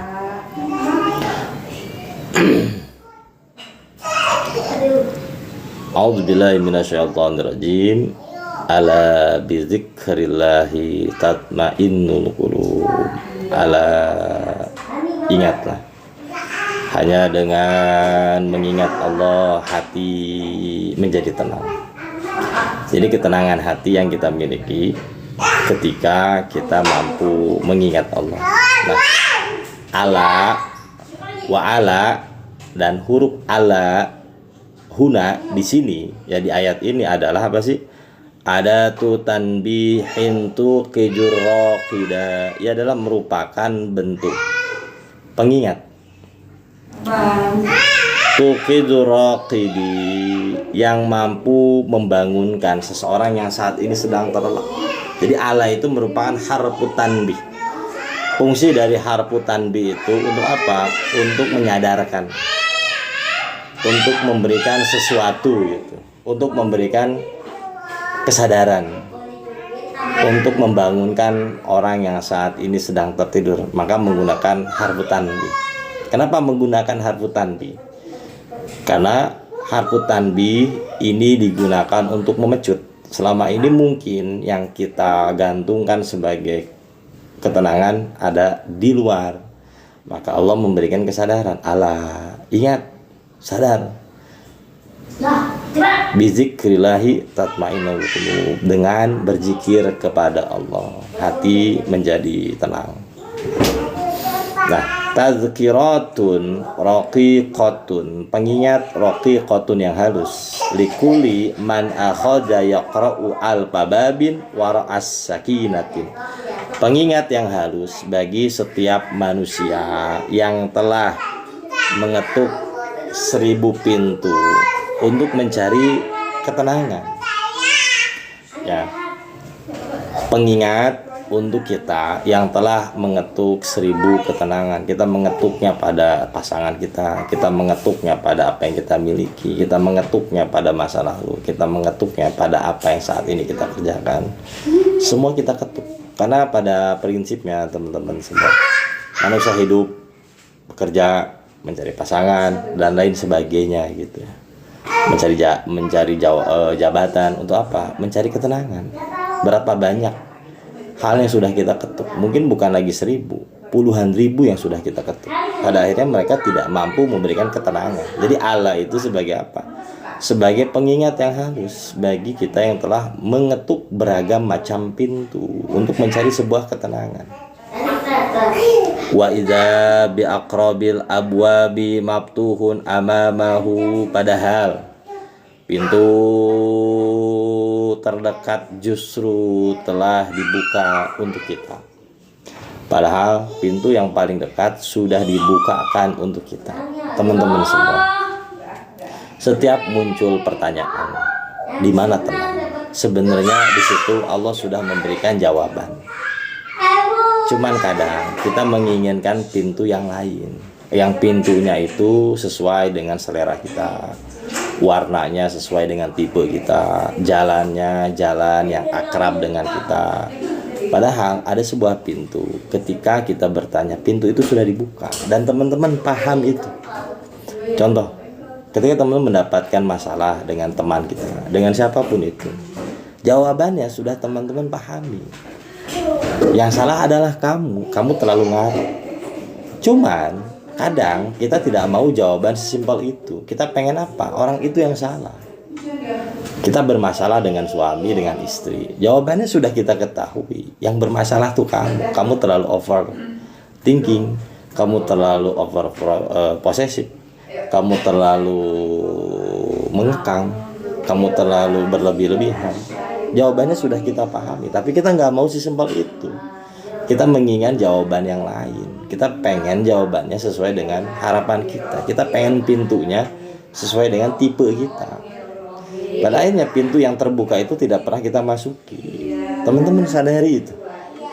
Setiap ada jawaban dari setiap permasalahan yang saat ini kita alami, jawabannya sudah Allah hadirkan. Karena Allah itu punya nama Al-Mujib. Tidak mungkin Allah membiarkan diri kita berada dalam keletihan, berada dalam pertanyaan yang terus-menerus menggelayuti. Nggak mungkin.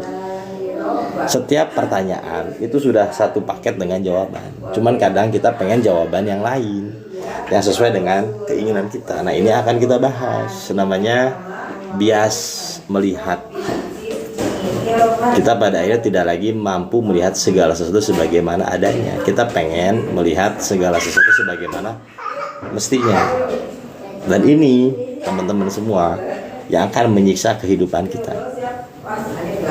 Yang sebenarnya simpel menjadi ribet, yang sebenarnya mudah menjadi sulit, yang sebenarnya nggak ada apa-apa menjadi apa-apa. Dan berapa banyak di antara kita yang hidup dalam dimensi seperti ini. Akhirnya energi yang ia miliki bukan untuk bertumbuh. Energi yang ia miliki hanyalah untuk apa? Untuk menyangkal. Nah, ini yang dinamakan dalam Quran orang dalam kondisi denial. Yang selamat datang di penyangkalan gitu. Kata siapa? Kata for revenge gitu. Akhirnya apa? Hidup kita berada dalam terus penyangkalan, teman-teman. Dan itu capek, melelahkan. Wa man kana wa man kana a'rada an dzikrihi fa inna lahu ma'isyatan donka. Barang siapa yang terus-menerus menyangkal Tuhannya, ia hidup dalam kesulitan yang makin hari makin parah kesulitannya, bukan makin berkurang. Jadi teman-teman semua, pada akhirnya muncul sebuah pertanyaan. Pertanyaan apa itu? Pertanyaan mendasar. Kita ini hidup dalam kondisi terbuka, apa hidup dalam kondisi tertutup? Teman-teman bisa menjawab pertanyaan ini secara jujur. Ya. Pertanyaan apa itu? Saat ini teman-teman merasakan nggak hidup makin kesini makin indah, atau makin kesini makin resah? Yang tahu jawabannya teman-teman tuh. Kita saat ini merasakan nggak hidup itu makin kesini makin resah atau makin indah? Sering banyak yang tanpa sengaja dia ngomong, nggak usah ngomong saya udah paham, pasti dia akan ngeluh. Ya, makanya pas.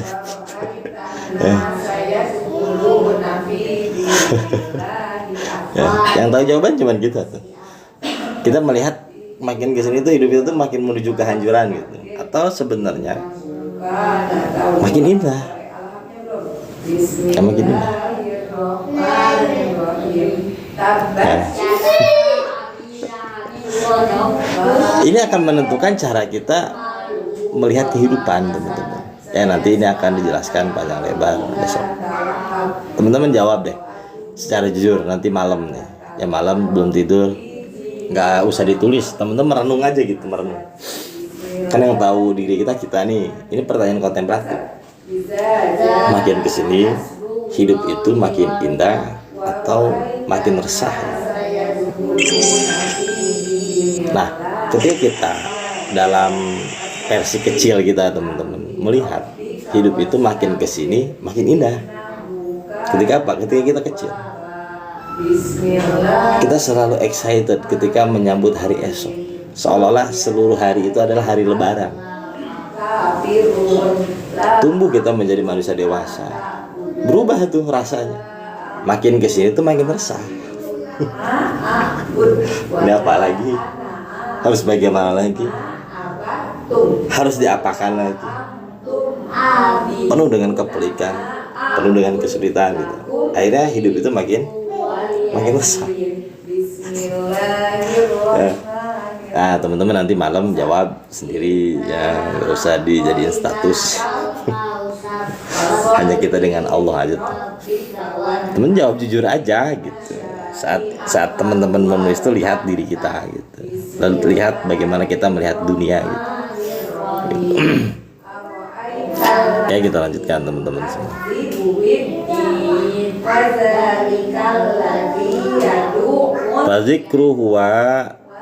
Fazikru maka pengingat, ya, pengingat huwa iltiqa,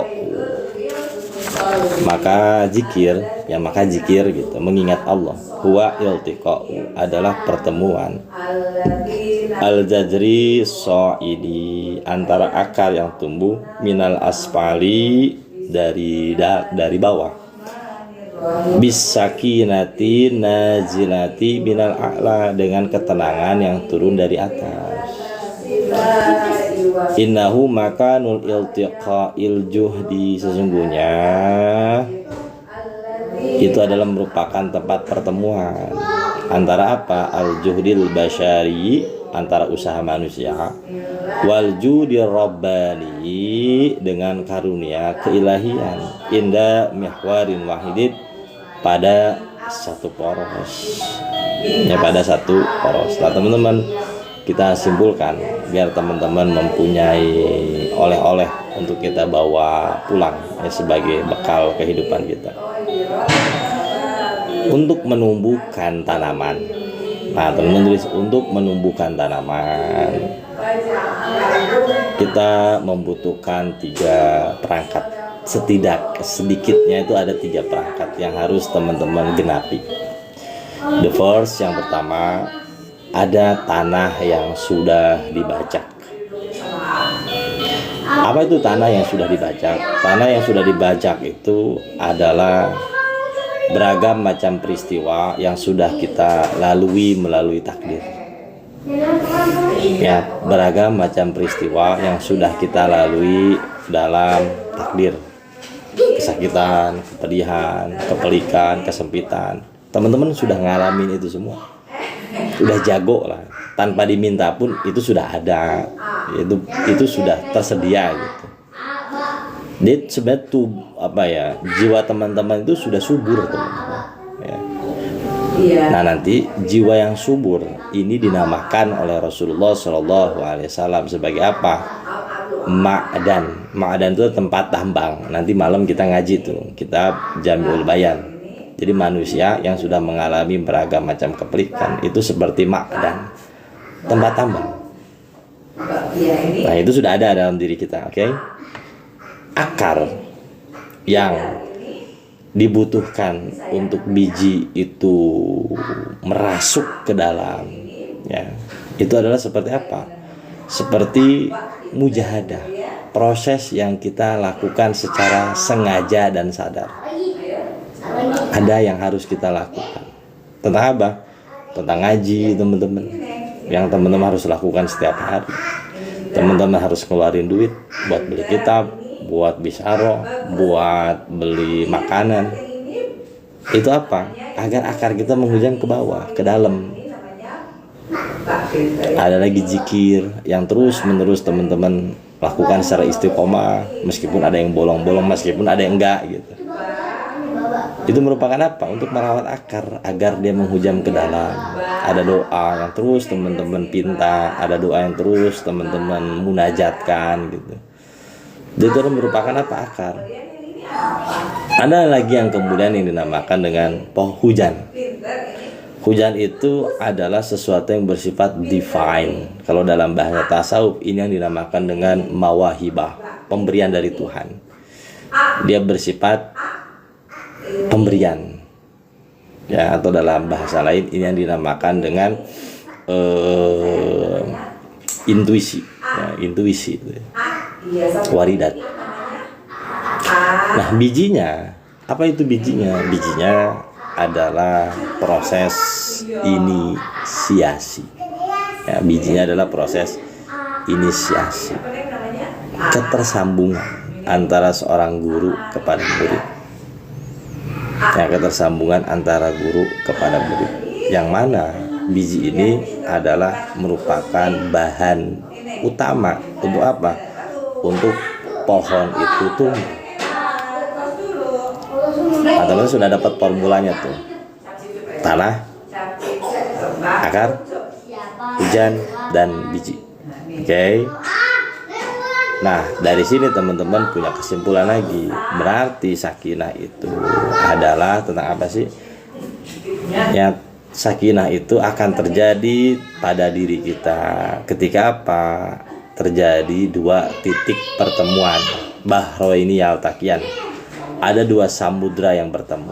Samudra kehambaan dengan samudra keilahian. Samudra kehambaan yang mengharuskan kita berada dalam titik hamba kita sebagai seorang yang fakir. Lalu kita mengharapkan kemurahan Tuhan sebagai al-ghina.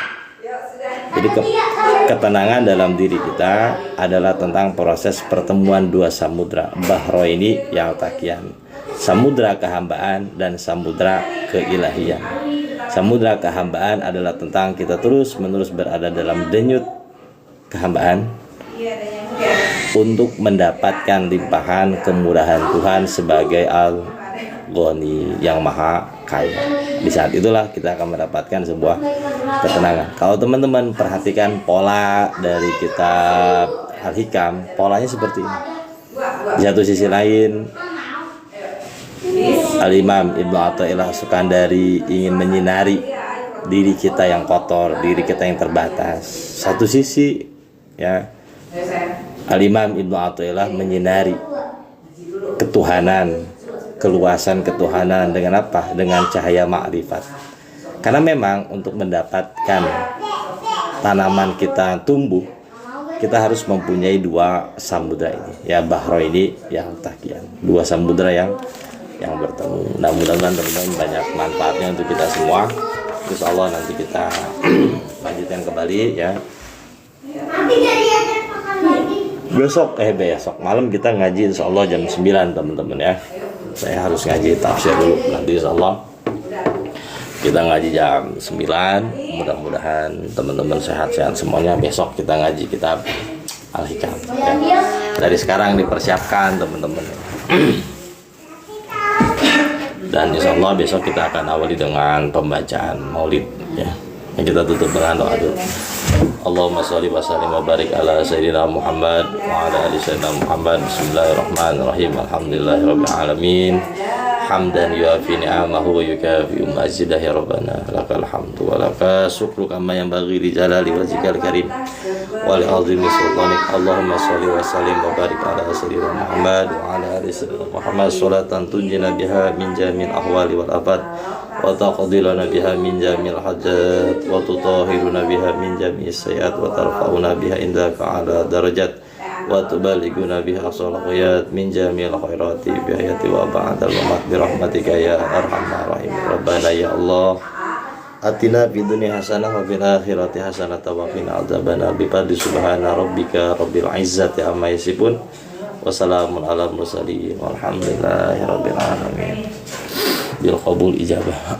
Teman-teman terima kasih banyak. Insyaallah kita berjumpa kembali nanti malam. Kita ngaji jam 9 kitab Jami'ul Bayan yang mudah-mudahan semuanya bisa ikut ngaji. Wallahul muwaffiq ila aqwamit thoriq. Wassalamualaikum warahmatullahi wabarakatuh. Ya, saya untuk pamit dulu teman-teman.